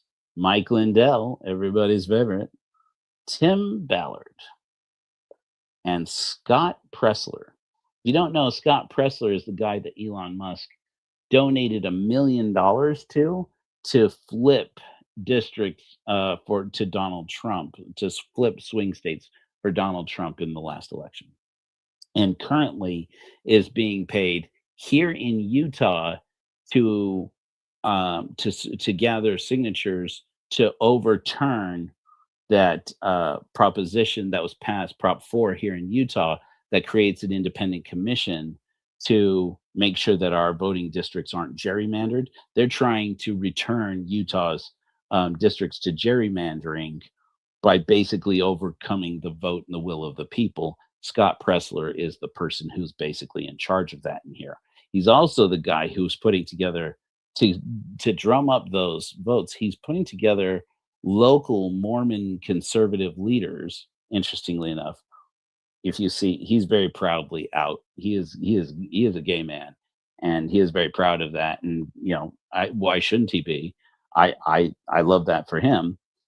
But at the same time, he's gathering together all of these very conservative voices here in Utah to hold meetings where he's trying to get enough signatures, drum up enough signatures to get Prop 4 overturned so that we can return to gerrymandered districts here in Utah, in spite of the will of the people that said we don't want that in any event. So those are the people who were speaking at the conference. So welcome, Lisa, when you get up to the point where you're listening to me. It's good to see you here. So those are the people who were there when Tim Ballard and Eduardo Verástegui were showing Sound of Freedom in near Mar-a-Lago, not at Mar-a-Lago, but nearby, apparently, in West Palm Beach anyway. I'm going to stop sharing the screen on that. I'm going to start sharing screen on Epstein Ballard again. And I want to do that because I want to show you one more feature I think is cool about this. Again, then we are at corahor.org/Epstein-Ballard. I may put this behind the wall so that only members can get to it. But for now, my plan is to leave this up where anybody, at least for a while, where anybody can get to it. And then if you want to participate, there's a button at the bottom that says log into the agency and let's talk about it. If you guys want to help us out, it makes a huge difference when people sign up, even if you don't get a paid account where you become a contributor for $48 a year. If you even just sign up as a friend of Corahor, so that we can get notifications out to you when we have initiatives, like if we're trying to raise funds or sell products in the interest of helping our unsheltered. The Church of Corahor is a church for godless people. Not everybody involved is godless, but that's our primary mission. And we have a mission where we go out and we serve people who are unsheltered, like Corahor was. No time to get into that if you don't know Corahor, but Corahor is our exemplar. We love him. I do anyways. In any event, so we serve. I would ask if you want to be a part of this and help us out, and you can be patient because there's a lot of work to do, and I'm the only one doing any of the website work. Really could use a volunteer if anybody wants to volunteer to help us out with the website on the back end here, and not Nikki. Nikki, I love you, but Nikki, no, you got enough on your plate. If somebody else wants to help us out, I could really use some help. In any event, here on the website, I'm getting back on track here. If I click on Eduardo Verástegui, where were you, Eduardo Verástegui? There we go. You're going to see, like I mentioned before, oh, it's not there. I got all excited to tell you this. You know what? I bet you it's actually in this one. Okay, yeah. If I click on, never mind what I just said. If I click on Sound of Freedom Screening 2023, ActCon in West Palm Beach, there's a link. My hope, by the way, is that this app is going to be useful. And in the near future, somebody who's really got it in their heart to help out with building this thing and helping us to find more of these first, second, third degree associations, etc., and help build the case to figure out exactly how deeply connected Tim Ballard is into the Epstein group and others.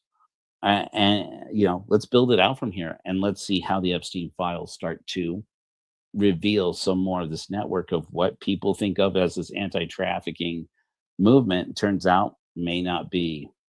We know it's not really an anti-trafficking movement. The question is, how closely connected is it to an actual trafficker and an actual trafficking network, which is fascinating. If you click on, you'll see that. So my hope is that as the somebody's going to say to me, Joe, I'm that person you can trust. I'll be patient. I'm that person you can trust isn't going to try and delete the whole database or do anything like that.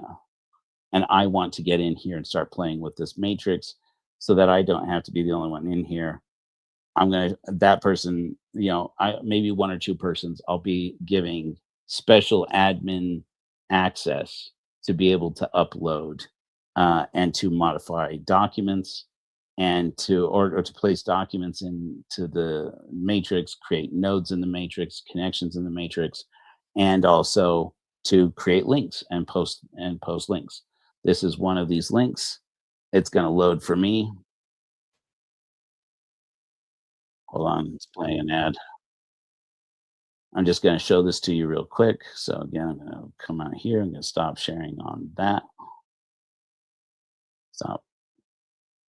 They've really got to do better about making it more streamlined for us to use this, but whatever. Um, this is the window that pops up when you click on that link, and you will see that this is our man himself, Eduardo Verástegui. That's Jen Murray over there. She's my crush. Which is one of my favorite reaction accounts. Yeah, you guys should all follow Jen Murray. Don't tell her that I said so. Maybe do tell her I said so. I don't know. I don't know. I'm nervous. Anyways, she has a partner. Anyway, and I don't think she's polyam. Anyways, here's here is Eduardo Verástegui, who plays Paul Hutchinson's character in the movie. Remember Paul Hutchinson? They basically took his character out and replaced him with a whole different character, a Mexican businessman. He created basically this guy who is the money man behind it and failed presidential candidate for presidency of Mexico. Is the guy he wrote himself a role in the film to replace Paul Hutchinson, who in the Tim Ballard story, most of the people they don't love Paul Hutchinson in the Operation Underground Railroad, even though he was the guy who put up all the money that made most of the money that made OUR possible. At least that's the way it seems. And if it wasn't his personal money, he brought other people into it. And the reason why, I can't stress this enough, I know this is a tangent, but the reason why a lot of OUR people, why in OUR, they don't really treat Paul Hutchinson with a lot of respect. Number one, apparently he did, as Tim Ballard tells people you're going to have to be willing to do. Apparently, while they were on a sting operation, Paul Hutchinson, somebody challenged him saying, hey, if you aren't a cop, to go and cop a feel on one of these younger persons. And he did it to prove that he wasn't a cop. And Tim Ballard, apparently, the story goes that Tim Ballard pulled him aside and said, what the hell did you do that for? And just unleashed on him. Story goes, from what I understand through the grapevine, that was when Paul Hutchinson allegedly confessed to Tim Ballard that he had a problem with looking at illicit images that are not strictly legal, shall we say, that are not legal at all. And that he was trying to overcome it. They had a problem. My understanding is that, and I don't know this for sure, is that when Paul Hutchinson defends himself on this point, what he had told Tim Ballard was that he liked barely legal stuff, like Pornhub's barely legal category. I'm not going to be the only one who cops to knowing what this is. This is a thing. Hey, Pearl Gonzalez. This is what we talked about. Yeah, I know who you are. I verified you. I'm sure you know this, Pearl. Forgive me. It's not that I don't like you. It's that I don't know you. And I've had a lot of contact from people who claim to be who they are, claim to be something other than what they are. I did validate our mutual friend who did affirm to me that you are who you say you are in confidence. So now I trust you a little bit better. You guys don't know. Don't worry anybody else about that. But anyways, so suffice it to say, Pro Gonzalez is one of the people giving me some good information here. Yes, this is what we had talked about. Um, anyways, this video that you're looking at here, you're going to notice down here in the bottom left hand corner and a capital letter B. That means that this is, as you'll see here, an exclusive interview with Sound of Freedom producer on beating Hollywood, Disney, Netflix, Amazon rejected us by Breitbart News, who is the founder of Breitbart News and the principal. I don't know that he's intimately connected with them still, but if you know anything about Breitbart News, you know it's basically run by Steve Bannon, always has been. And so we have yet another mutual connection here. So basically, Steve Bannon and or his community, his group, have invited Eduardo Verástegui to speak at Charlie Kirk's conference at at a pro Donald Trump rally, basically in 2023, where they're showing Sound of Freedom, and Eduardo Verástegui is right in the middle of all of it. And he is the guy. And this video I won't show you because, again, every time I play clips lately, I get the live taken down. But suffice it to say, he tells the story about how difficult it was, first of all, to get the money to make Sound of Freedom, then how difficult it was once Fox Faith, if I'm not mistaken, purchased the rights to distribute Sound of Freedom, and then Disney bought Fox. You remember that back around the same time they were negotiating the sale of Star Wars and Lucasfilm. Well, negotiating the sale of Lucasfilm. Well, Fox got, all of Fox got gobbled up by Disney.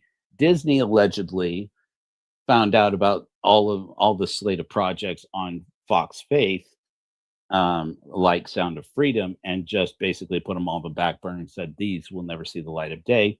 And according to multiple people, and I'm sure it's probably true, like Eduardo Verástegui, this film, which I think was finished, if my memory serves, in 2019, Sound of Freedom was just never going to see the light of day.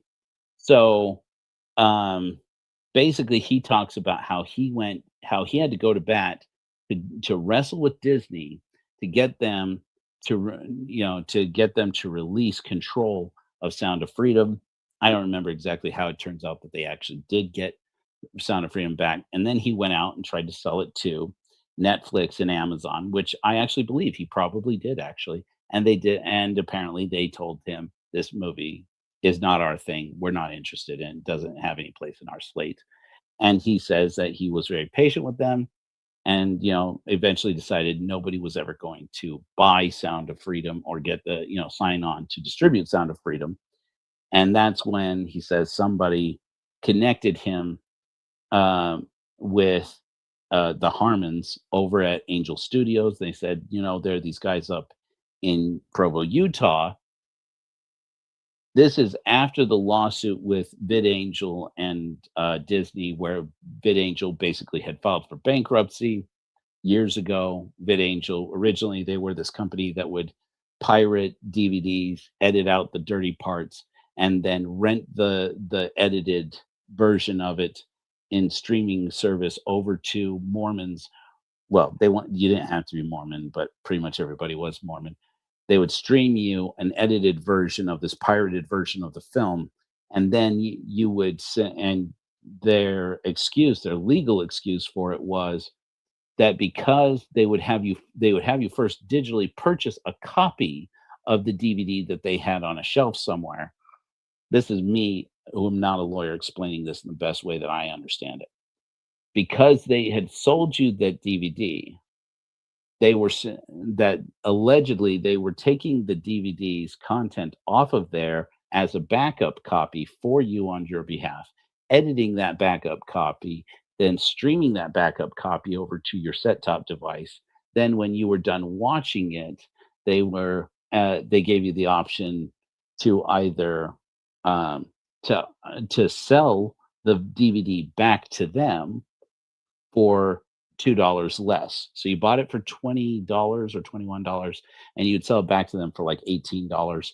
And then for like $18, which they would give you as a credit towards purchasing another 20.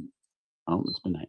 20-minute, $20 video, and then you would do the same thing, do it over and do it over and do it over and do it over and do it over and do it over.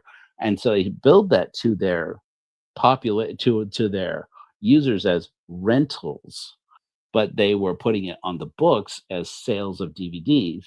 But at the end of the day, they were just holding DVDs, as I understand it, and I am not a lawyer. They're basically holding DVDs on a shelf and then taking pirated versions of those DVDs, editing them and streaming those to their users. And eventually, Hollywood sued them and said, "You can't do that. That's piracy. No matter no matter how you try and sell it to yourselves."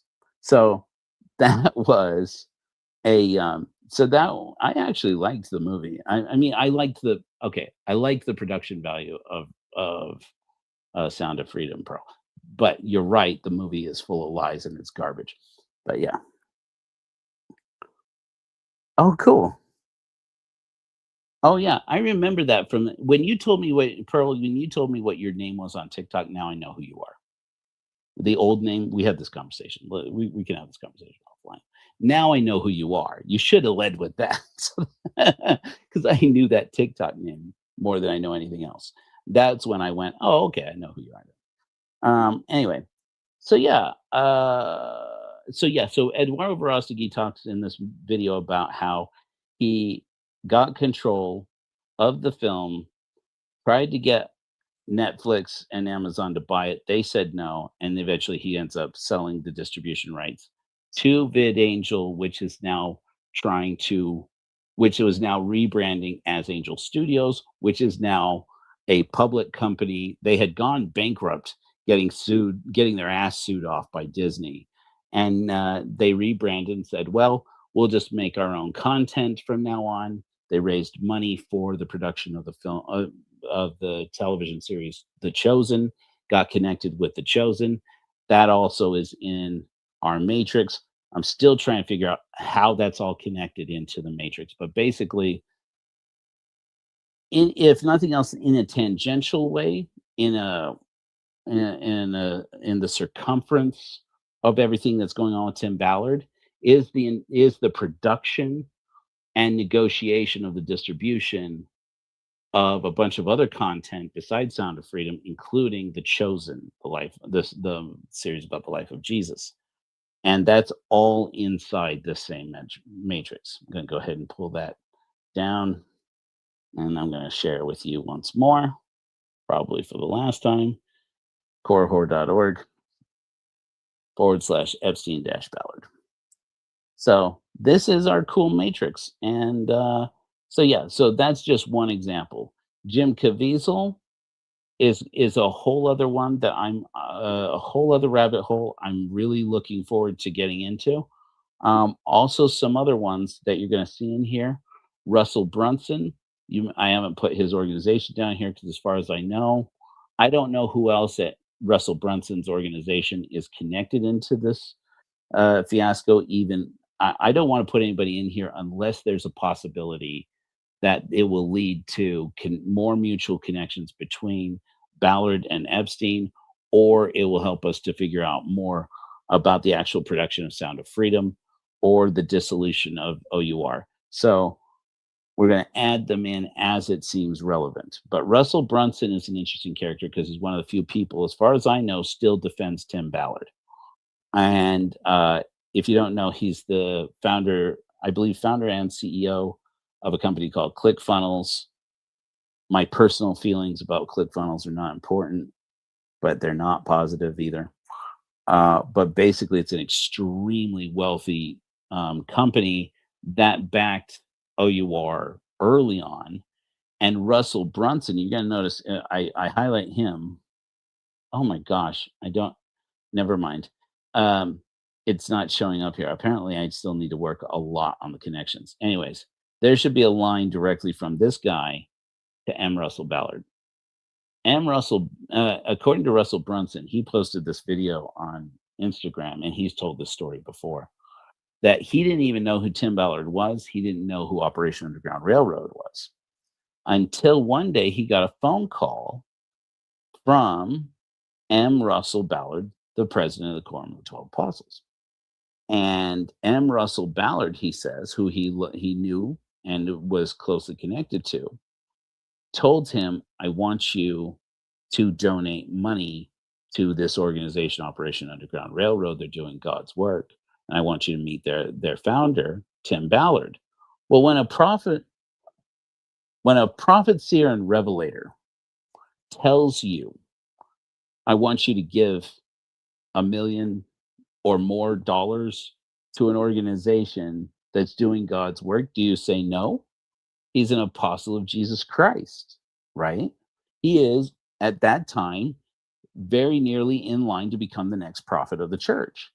And Russell Brunson, who is an active and believing Mormon, no shade on him for that. I did it once too. So did a lot of you.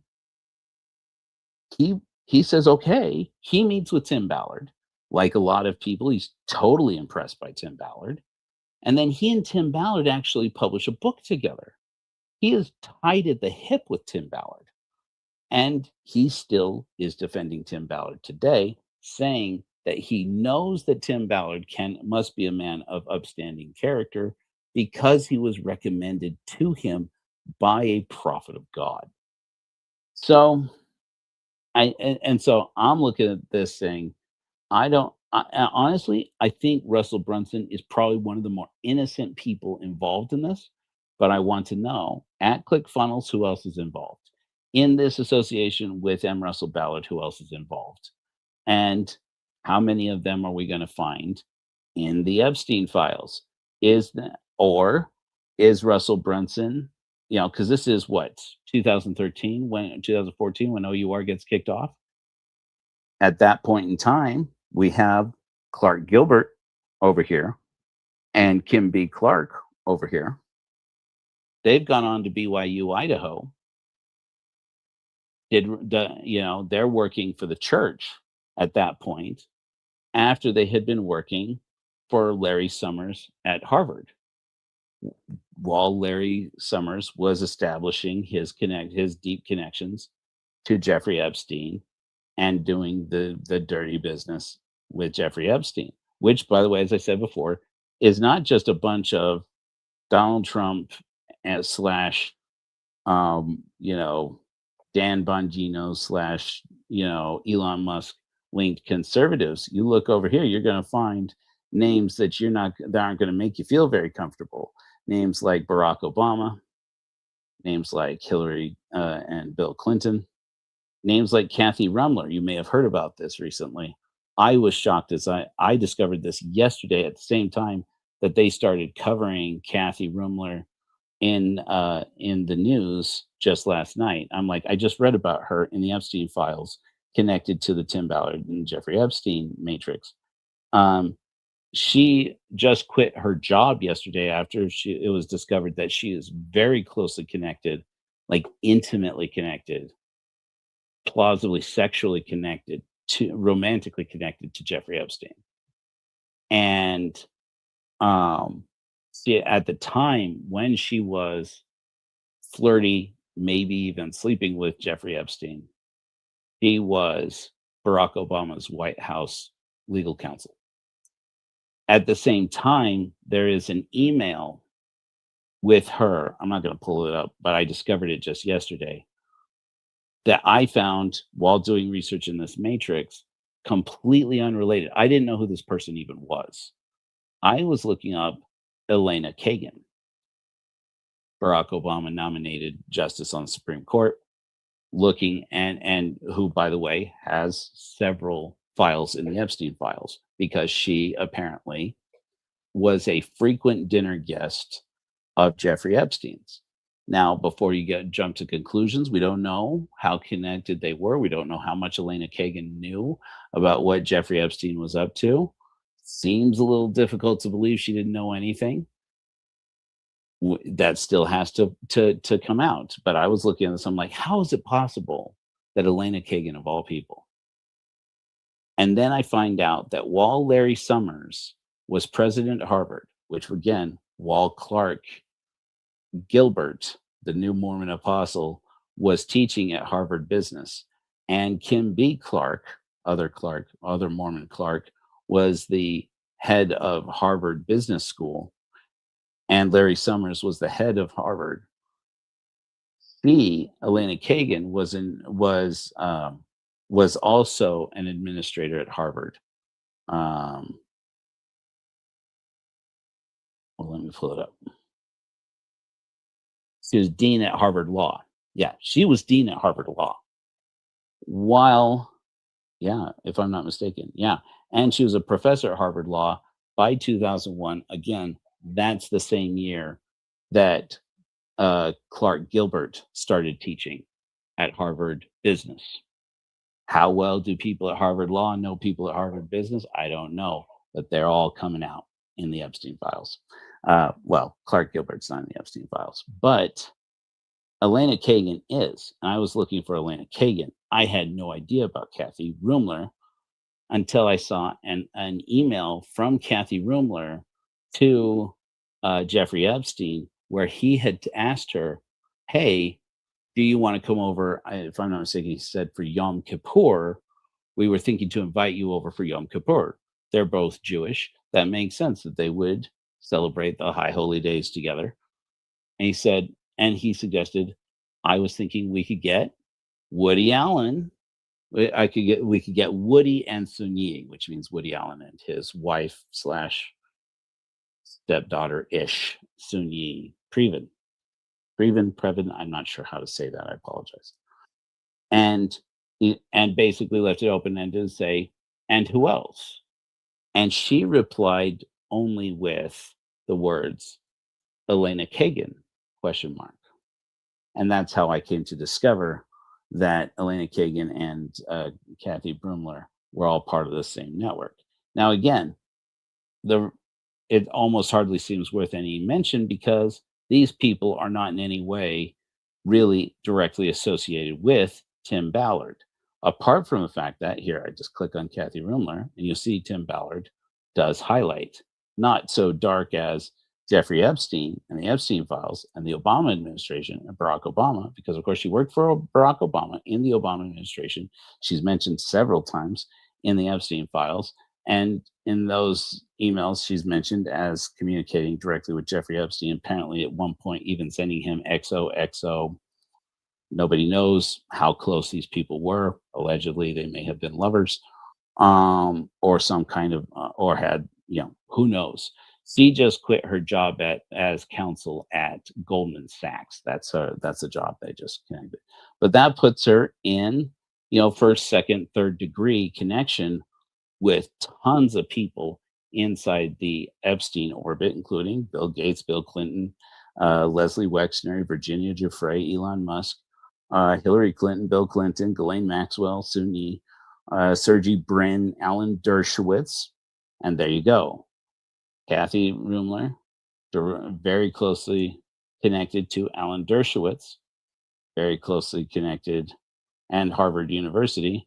And as Tim Ballard is apparently happy to tell the world, he knows Alan Dershowitz very well, even though we don't yet know how. At least that I don't know how he knows it. So once again, like I said, none of this criminally implicates anybody. I am not an attorney. I don't wish harm to any of these people. I just want to know, my curiosity here that I think a lot of you share in is, how are all these people connected? How intimately are they connected? What connections are we missing? Show you another one before we go. We got 15 minutes, maybe 10 minutes? Or are we over time? We got 1 minute. Let's go a little bit over. So this is, I mean, you guys are here. Let's do a few more. Shall we look at a few more? Again, this is anybody can look at korahor.org/Epstein-Ballard. At this point, you don't have to go behind the paywall to get access to it. But if you want to engage in the community, which I will ask you to be patient about, all of this is new. We are a small church. We are a small podcast and organization. Please be patient and pardon our dust. We are figuring this out as we go. I want to show you another interesting name, a couple names in case you don't know. We're calling out all the names, and that is this guy right here, Tom Harrison. If you are unaware, be aware. Tom Harrison is also known as Spencer, allegedly. I'm pretty sure. I mean, he's basically admitted to this. Everybody agree on this? All you Exmos who are in on this. Tom Harrison is Spencer, allegedly, who is the person dictating Joseph Smith, Oliver Cowdery style to a man, a prominent, well regarded Mormon uh, apocalyptic writer named John Pontius for a book called Visions of Glory. Visions of Glory, which I really ought to make a node for. That'll be a whole node in and of itself. Do I not have Visions of Glory in here? I'll show you something here while I'm at this. You'll see a drop down here that says nodes. That allows you to filter different persons, organizations, documents, or the close mutual, that is, people who are within 1 or 2 degrees of both Jeffrey Epstein and Tim Ballard. And this feature gives you either all the persons, all the organizations, all the documents, which at this point includes films. I'm still working on this. That will eventually be documents, but it will also include films, but films will be shown a little bit differently. Films are an interesting thing. Something I wasn't prepared for is how big movies were going to be in this whole matrix, because it turns out a lot of the people involved in the production of Angel Studios films and other films are connected in with the same political and social networks that are connecting Tim Ballard, perhaps only on a circumstantial level, into the same network of Jeffrey Epstein. And that may be entirely coincidental, as I say. But in any event, you can actually find like documents, and it should sort them alphabetically. So if Visions of Glory is in there, and it's not. And I have discovered, by the way, I would add it now and show you how that's done. We're going to have to save that for another time because we don't have time. Plus, I recently found out that I can't log into this version to this version that's embedded in the website. I can only log into the one that's in the production environment. Anyways, not important. Tom Harrison, Visions of Glory. If you don't know, that's the book that Lori Vallow Daybell was reading and had underneath her thigh when she's in a bikini with old Chad Daybell while they were vacationing on murdered spouse money on their honeymoon, having abandoned their families behind and gone off to Hawaii on a big honeymoon, allegedly paid for either in Chad's apocalyptic book money or insurance money from, that whole deal. So the Daybell cult, you've heard of the Daybell prepper cult and the Mormon preppers, that all circulates around Tom Harrison. You select Tom Harrison, some interesting names pop up. Namely, here we go. Namely, you have Tim Ballard, because Tim Ballard, while he was at Operation Underground Railroad, used to actually tell people at Operation Underground Railroad, many of whom, by the way, are his family members. I can go into that if you want. They're in here. You see this over here. Emily Ballard Evans, that's Tim Ballard's sister. Sister. Yeah, there's a button here for Ballard family. Boom.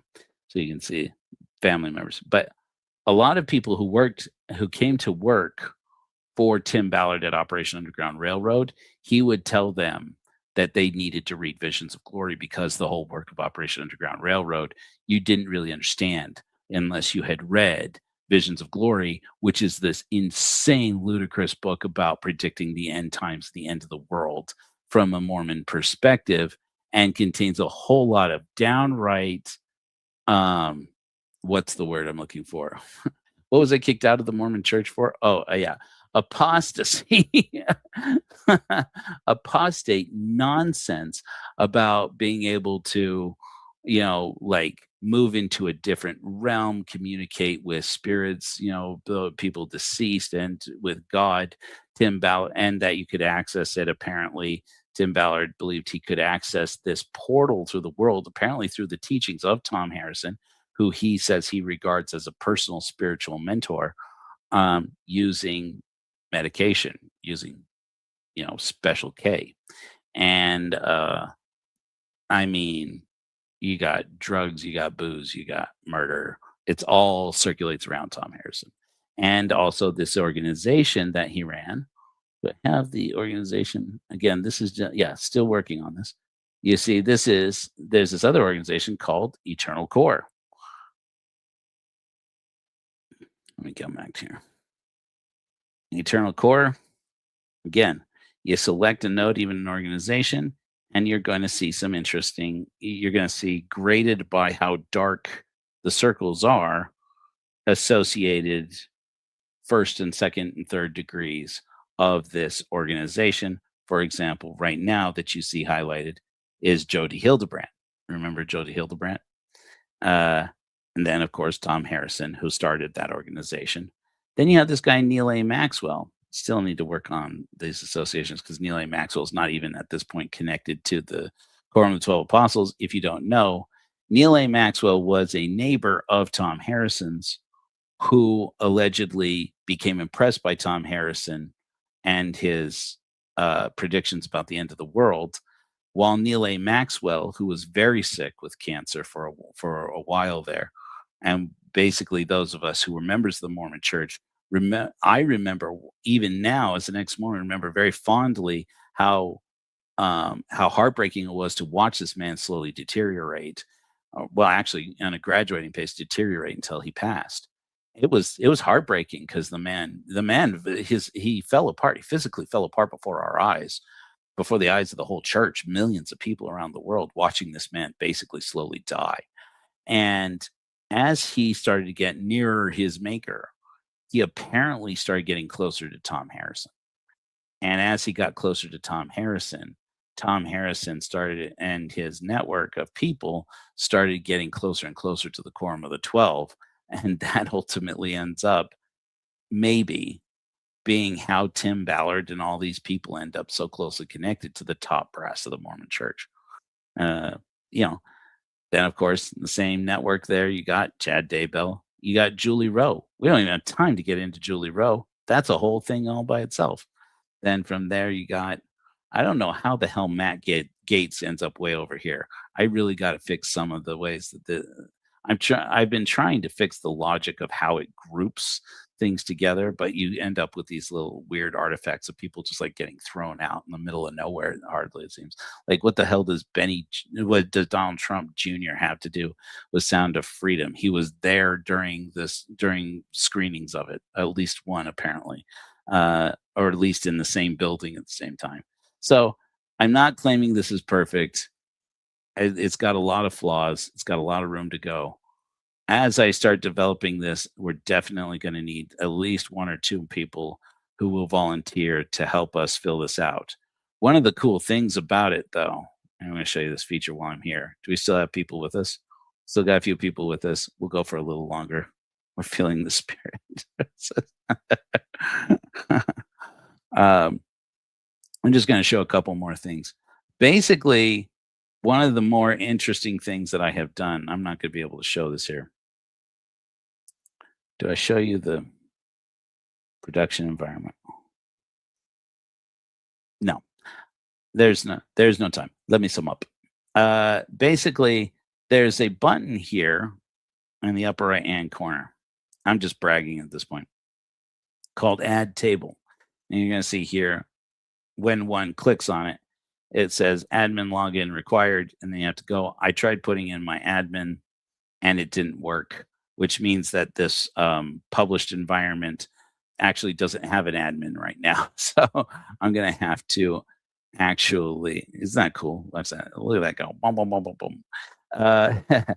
I'm going to have to actually make the production environment create me an admin on the front end so that I can actually update this, so we can do it live. But my goal is eventually that we'll have multiple people who have an admin account. and can come in here and start populating this if that's in your heart to do because you're like obsessed with this rabbit hole like I am. But one of the things that you can do is you can click on add table, copy and paste from a spreadsheet or from a table generated, for example, by ChatGPT after you have double checked the information for hallucinations.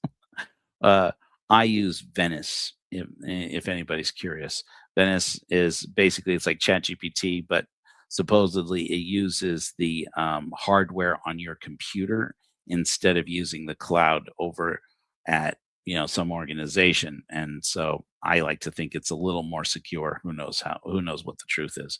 But I use Venice for Venice AI for creating tables.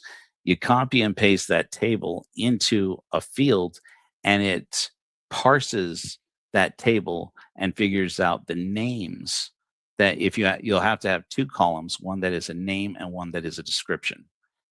And it reads the name column and associates the name with the cell that represents the description.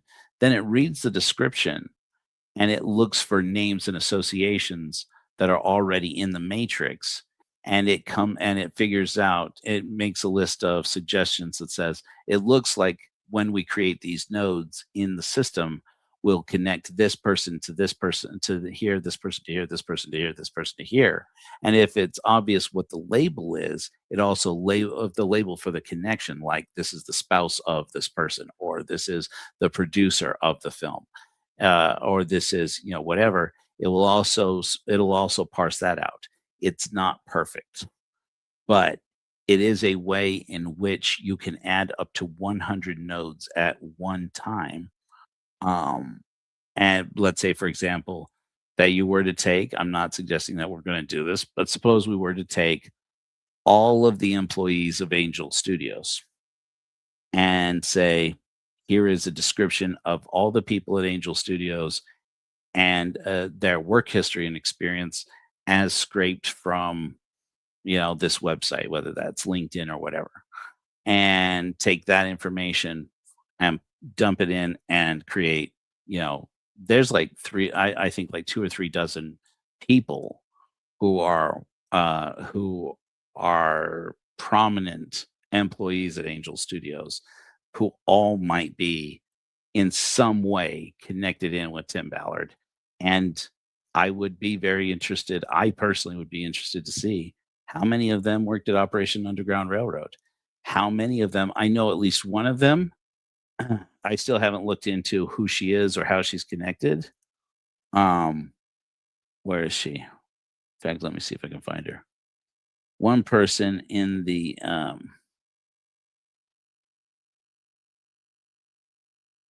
it really is folding these weird. Anyways, well, at least one person who works at Angel Studios used to work at the Treasury Department. Now, does that mean that she used to work in the that she used to work for the IRS as an IRS agent? I don't know. Doesn't mean that but I would be very interested in knowing, did she once work in the first Trump administration for the treasurer? What's his name? Somebody remind me of the guy's name. Secretary of Treasury.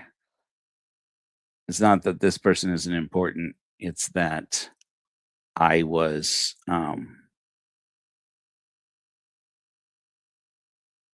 it's that I'm getting old. Stephen Mnuchin. I tell you why I think that would be interesting. Why I think that's an interesting connection. Because if this person really worked at Treasury, they may be closely connected to Stephen Mnuchin. And if that is the case, I definitely want to know. Because Stephen Mnuchin is an investor in independent films like the ones at Angel Studios and Hollywood films. And I've been following his work for a long time. So these are all interesting connections. So I've gone on longer than I probably should have. We're at 2 hours and 15 minutes.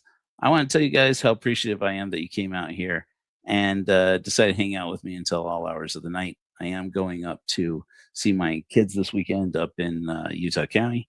I'm very excited to be doing that. But nonetheless, rest assured, I still plan to give a sermon on Sunday. I do want people to know that that this is Friday and Giving Fridays, we do encourage people to go to korahor.org and click on the Give button. When you go to korahor.org.give or korahor.org/give, or you go to korahor.org, click on the Give button, the money that you donate or items that you donate out of our Amazon list, or if you click on our address, if you go down to our address in St. George, where we have our distribution center, and just send items that you have, like blankets, especially blankets, but also we're looking for sleeping bags, camping stoves. We're looking for food items, canned food items, etc. If you have it, and that can go out to the streets, or one of the other initiatives that we're running right now is that we are trying to gather as many hygiene kits and as many blankets, as many resources as we can for the women and children who have been affected by the collapse of the FLDS community. That's the Mormon polygamous community here in Colorado City, Arizona, which is also Hilldale, Utah. And we are supporting an organization out there called it's late. Families. What's our organization called? Is that what we're working with? It's so late, you guys. Anyways, we're working with an organization that supports women and children, small families, single moms especially, who have been negatively impacted by domestic violence and basically been abandoned by the polygamist men in the FLDS community, who just basically were either arrested or took off and ran and left all these families abandoned out there. And that's right down the road from us, from here in St. George. In a month, I'm going to be out in Virginia, and I'm going to be starting coordinating work out on the eastern seaboard, doing the same thing doing similar work out there. But we have one luminary still here in Utah who will be continuing to collect those donations and getting them, and we'll be arranging to get them out to the people on the streets out here. And we're looking for more luminaries. We're looking for more people all over the country. If it is in your heart, especially if you are a godless person, but if you're not and you just want to volunteer or donate and help us with the work, we'll take it. We do not require anybody to join our fellowship in order to volunteer with us. In fact, we even have an order of our clergy that you can join. They're called Luminaries of Reason, that can even perform sacraments of the Church of Korahor, godless sacraments. They're great, wonderful things without even needing to be members of our fellowship. We don't ask people to pay tithing. I tell people all the time, because people, of course, want to know, what are you doing with 10% of the income of all the Korahors out there, Joe? The answer is not a damn thing. I don't collect tithing from people. We don't collect tithing. I ask people, if you want to join, if you want to become a friend of Korahor, you can do it for free. All that I ask is this: if I email you through the system, or if we send out an announcement, or we have a Giving Friday, and you have $1, $5, $10, $100, $1,000, if you have any amount of money you can give to help people who are in need, I assure you, when you go to korahor.org/give and you donate it there, that money goes out to the streets. That money goes to the people we are serving. It doesn't go to me. It doesn't pay me a salary.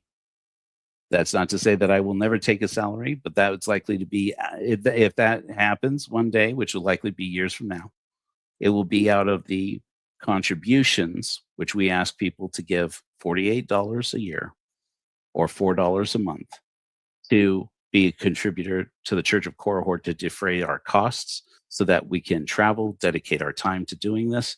It will be years before I'll be able to work for the Church of Korahor full time. It's one of my wildest dreams. Right now, I'm giving my money to make this operation continue. I don't take a salary yet. I very much would like to, but we don't make that much money. But I assure you, the money, the donations, including the Amazon list purchases you make at corahor.org/give, they go to the people that we serve. And right now, that is women who are victims of domestic violence. It is people who are living on the streets in Salt Lake City, here nearby in Las Vegas, and it is women and especially women and children who are victims of domestic violence and Mormon polygamy, which is trafficking in itself.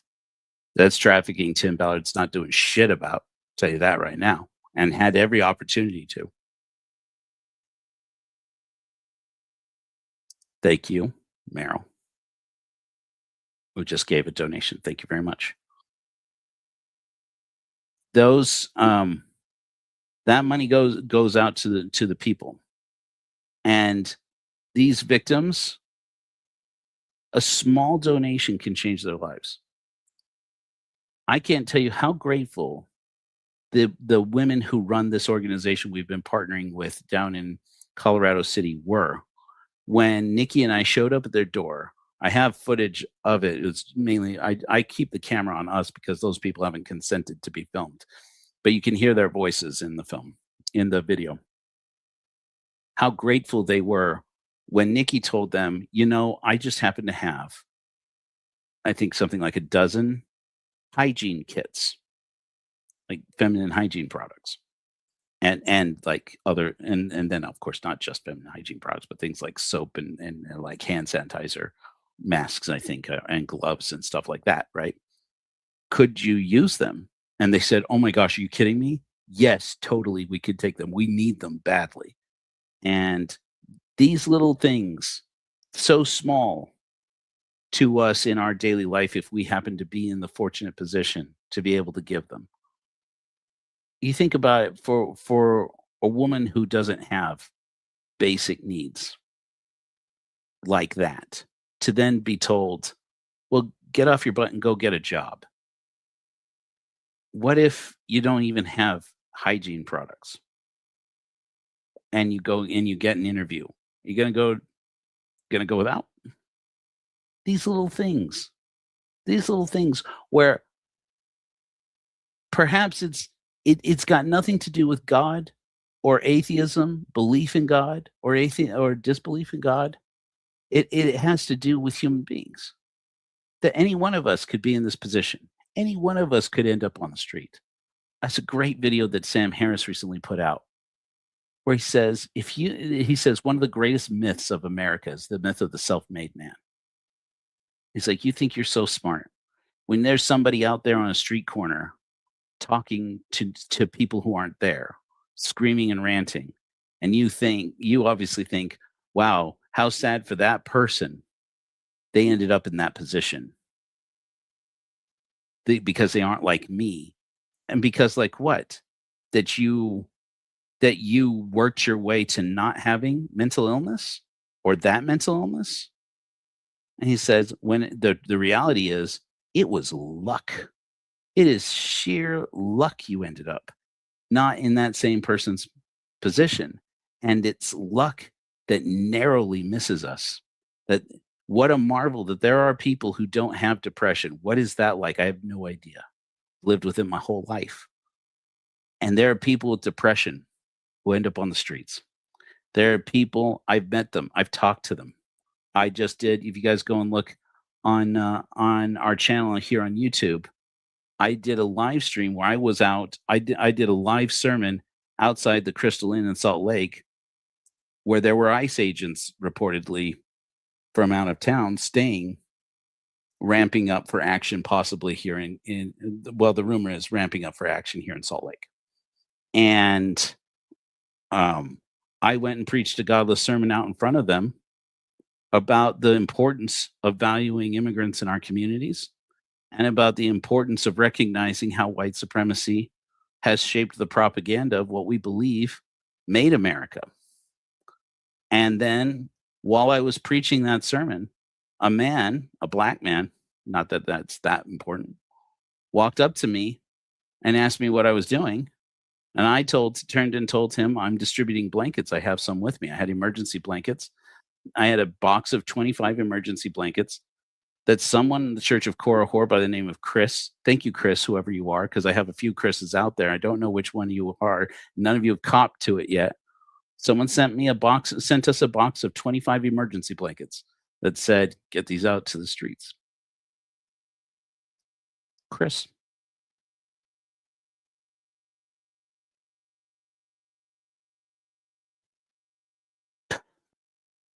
Sorry.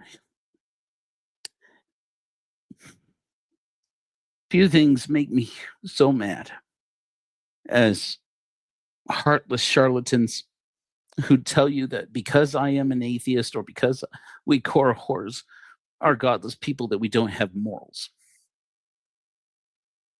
I don't know who Chris is.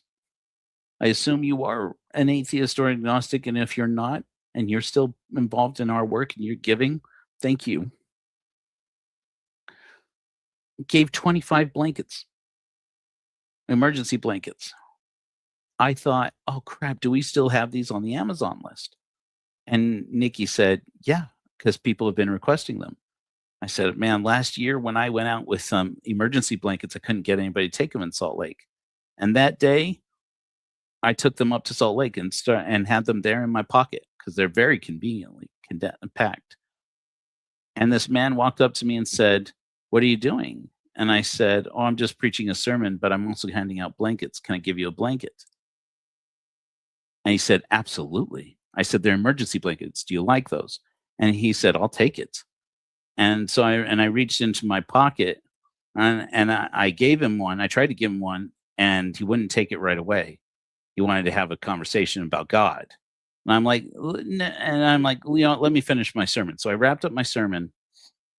And then you'll see in another video, I had a conversation with him, part of my conversation with him. And he said, let me talk to you about the Holy Ghost. And I said, let me just give you a blanket, man. And he's like, you believe in the Holy Ghost? What church are you with? And I told him, well, we're the Church of Korihor. We're a spiritual congregation. We're a spiritual congregation for atheists and agnostics.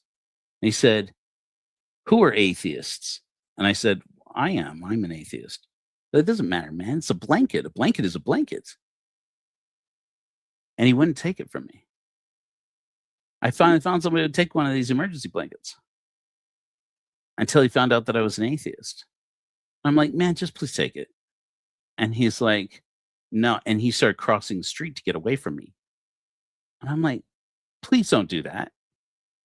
So I crossed the street, not chasing him, but because I had talked to another man while I was on my way out there, I saw another man who was living on the street, was sleeping rough. And I said, man, do you have a need of a blanket? And he said, yeah, I'll take a blanket. And I said, I'm going over there to preach my sermon. I'm coming back to get some more blankets and distribute them. Will you be here in 45 minutes? He said, yeah. I said, please don't wander off. I'm coming back. I'm going to get you a blanket.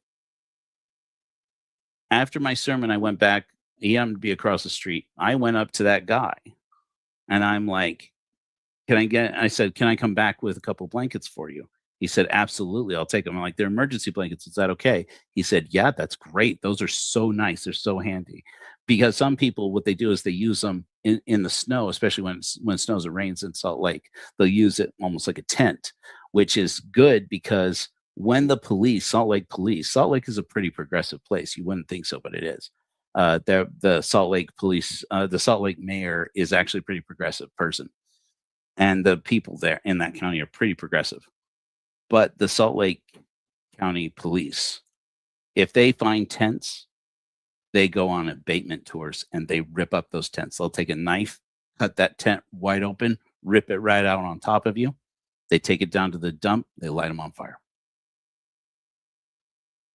So when these people are out there exposed to the elements, exposed to the cold, exposed to the snow, while the Mormon church puts billions and billions and billions of dollars right now into renovating downtown Salt Lake City and doing everything except putting in shelters for the unsheltered.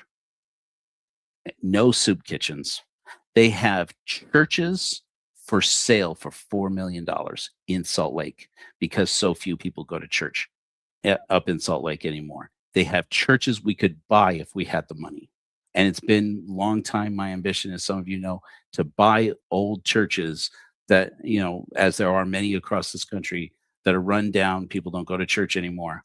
Buy these churches and convert them into shelters, convert them into libraries, convert them into planetariums for children to be able to see this universe one time in their life in small red state communities where a planetarium isn't convenient, where a library might not have a copy of Anne Frank's diary because the people in that town had decided to remove Anne Frank's diary from their library so that children can't learn that Anne Frank had bisexual feelings, that she sometimes had feelings for girls. And that's why they started taking Anne Frank's diaries out of libraries. We could take these beautiful buildings. They are beautiful buildings. And especially the Mormon ones. They're very utilitarian. We could be using those to house people because the Mormon church won't. And then to have some Mormon haul off on my ass about how, because I am an atheist, I don't have any morals. It really grinds my gears, man.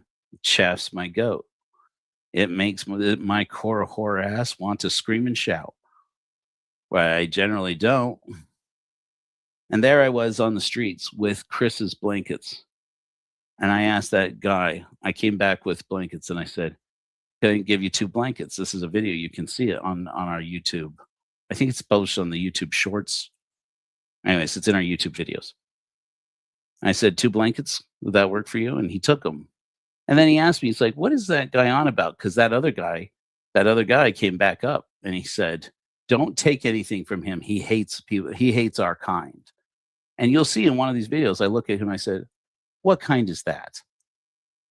And I looked at him and I looked at him. I was waiting for him to say something that I was like racist or something like that. Come on, man. I tried to give you a blanket 2 minutes ago and you ran off because I was an atheist. That guy tried to convince other people not to take try to convince somebody else not to take a blanket from me because I was an atheist. I'm like, you're living you're sleeping rough, dude. I get that you're sick. I get that things are bad, but don't make something worse for somebody else. Anyway, these blankets are amazing, actually. And I was very glad to go out into downtown Salt Lake City, and again, find that over by Liberty Park, I didn't get footage on this one, unfortunately, that I went over to Liberty Park and I found more people who were living there. Liberty Park is where they normally set up tents if they have them. I have been there at midnight in Salt Lake City, downtown Salt Lake City, between midnight and 1 a.m., passing out food, where I was terrified for my life. I was scared. I won't kid you. I was scared for my life, not because of the unsheltered people in Liberty Park, but because everywhere I went, the police followed me. Everywhere I went, there was a patrol vehicle following behind me, sometimes with their lights off, with their headlights off. Keeping track, I noted more than once, keeping track of where I parked.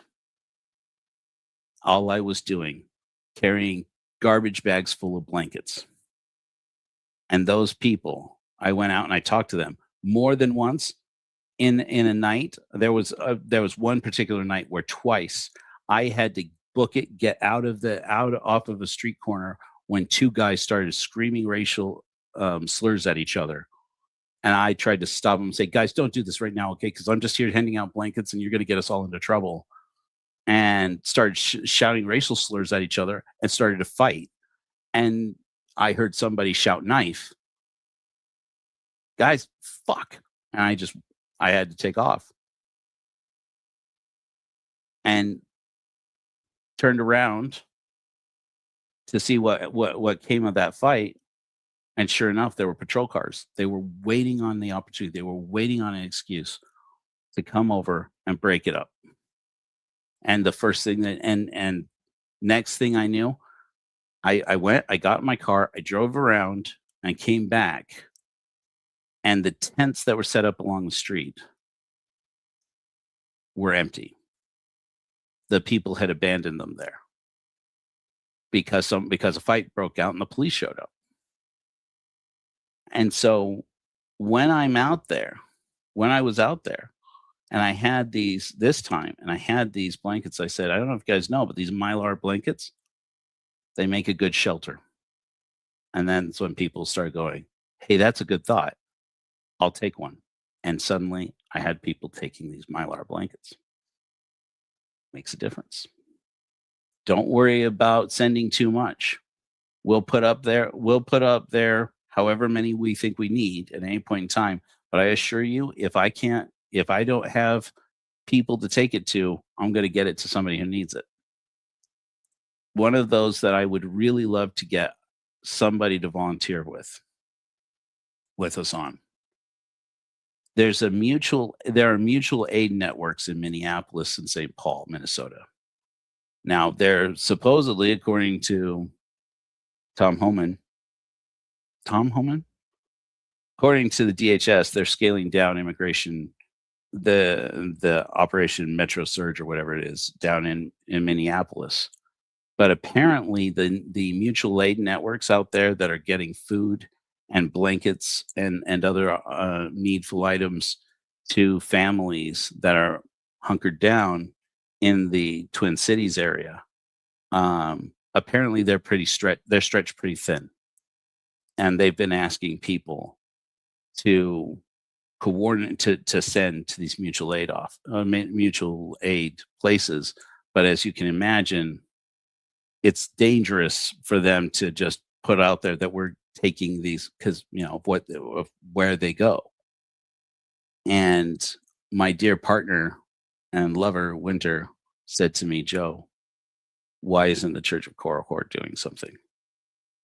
I said, because I'm stretched too thin. Otherwise, I'd be doing it.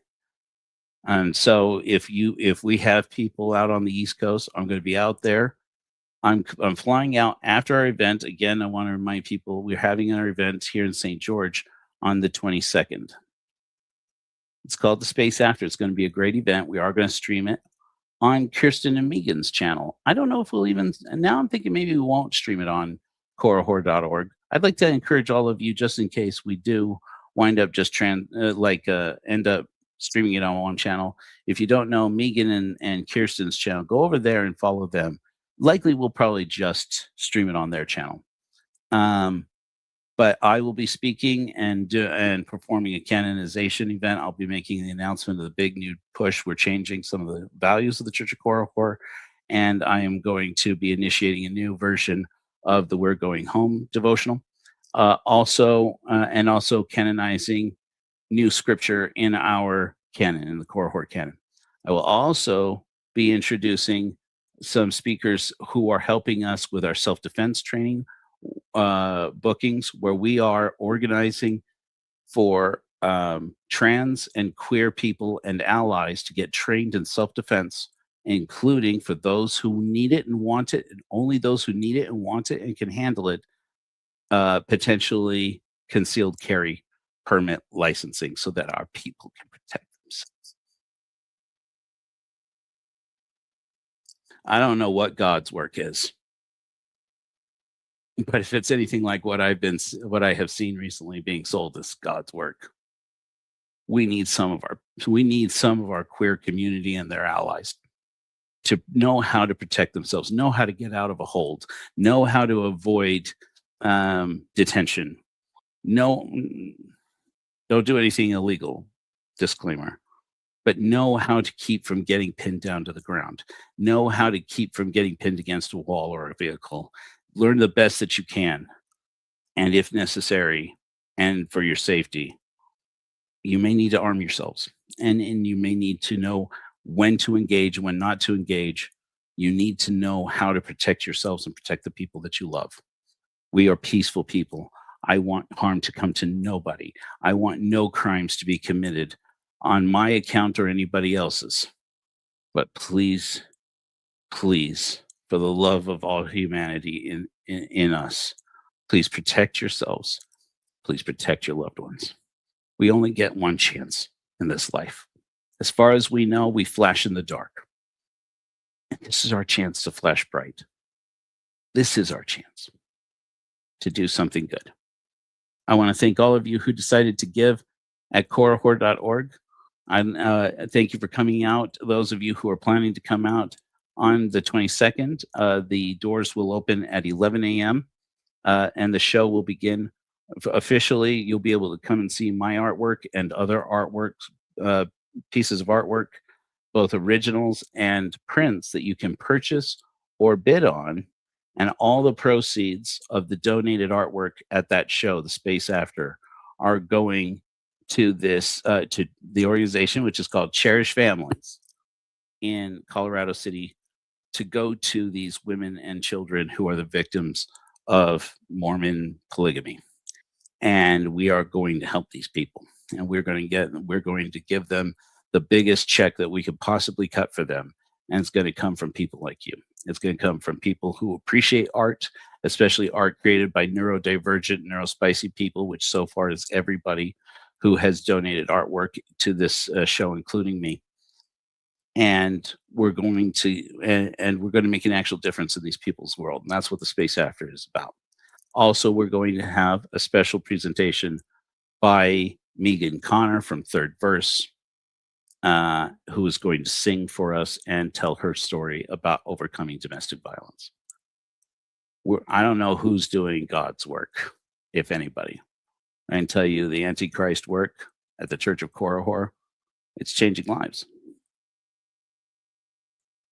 That's what we started the Church of Korihor to do. Now I've preached that shit enough. Amen. Let's have I opened up today with a new perspective show opener for a show about Tim Ballard. I hope you guys liked this about Tim Ballard. Yeah, who's God? Good point, Jules. It's good to see you, Jules.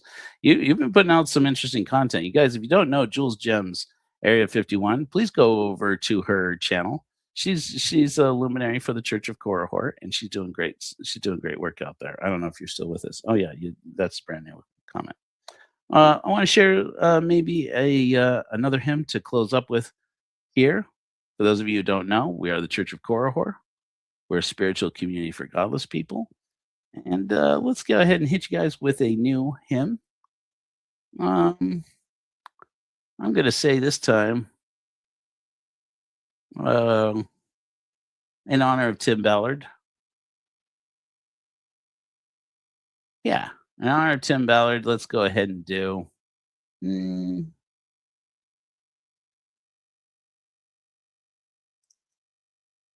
Let's do. We've done lots of charlatans.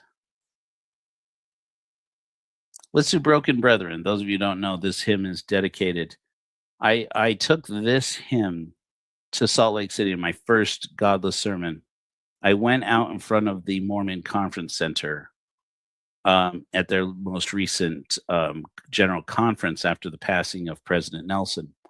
And I played them this song to commemorate those of us ex-Mormons who wanted to reach out, an olive branch to the Mormons in the wake of the devastating and terrible shooting and fire at a Mormon church house in Michigan that took the lives of several Mormons and injured several more, including children who were just worshiping God in their congregation. That just happened by a man who had very erroneously, in my opinion, very stupidly blamed the death of Charlie Kirk on the Mormons and the Mormon community. And that was just stupid and wrong.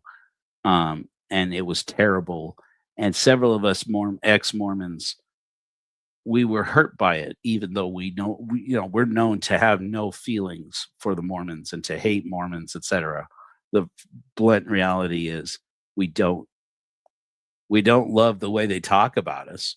And we don't love Joseph Smith. We don't love everything the church does.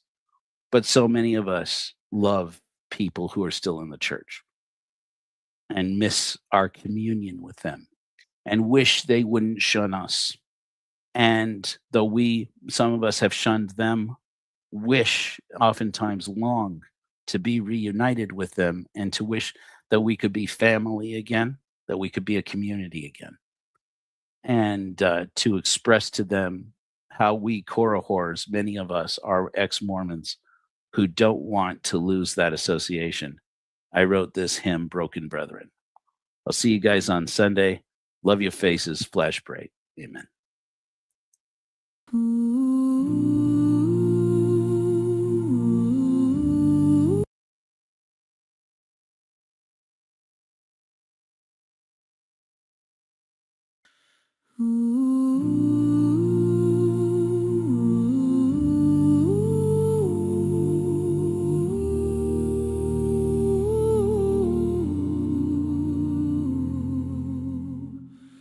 We once prayed here, sang our sacred songs, shoulder to the wheel we pushed along. A wind of doctrine blew my faith cold, broke our hearts, our assembly of old. Brethren, I'm here, I have not strayed.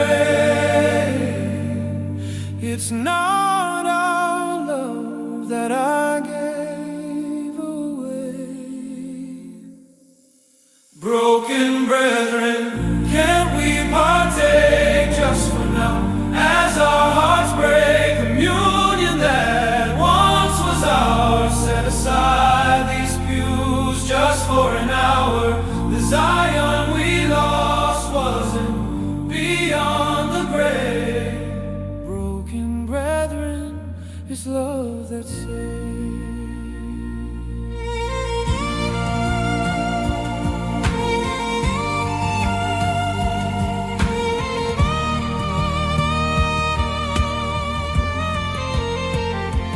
Brothers, we see your tears. Sisters, we see your pain.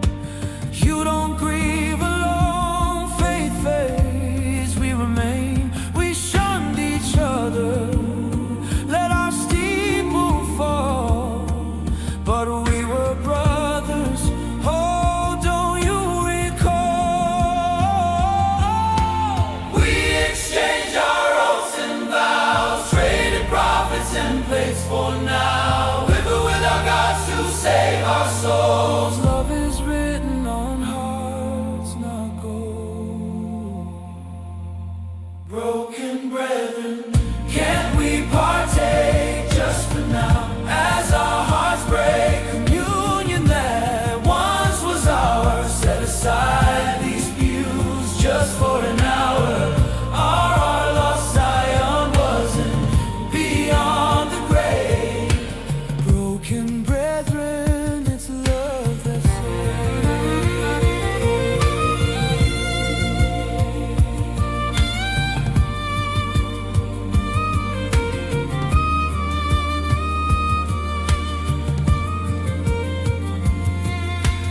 Brethren, I'm here, I have not strayed.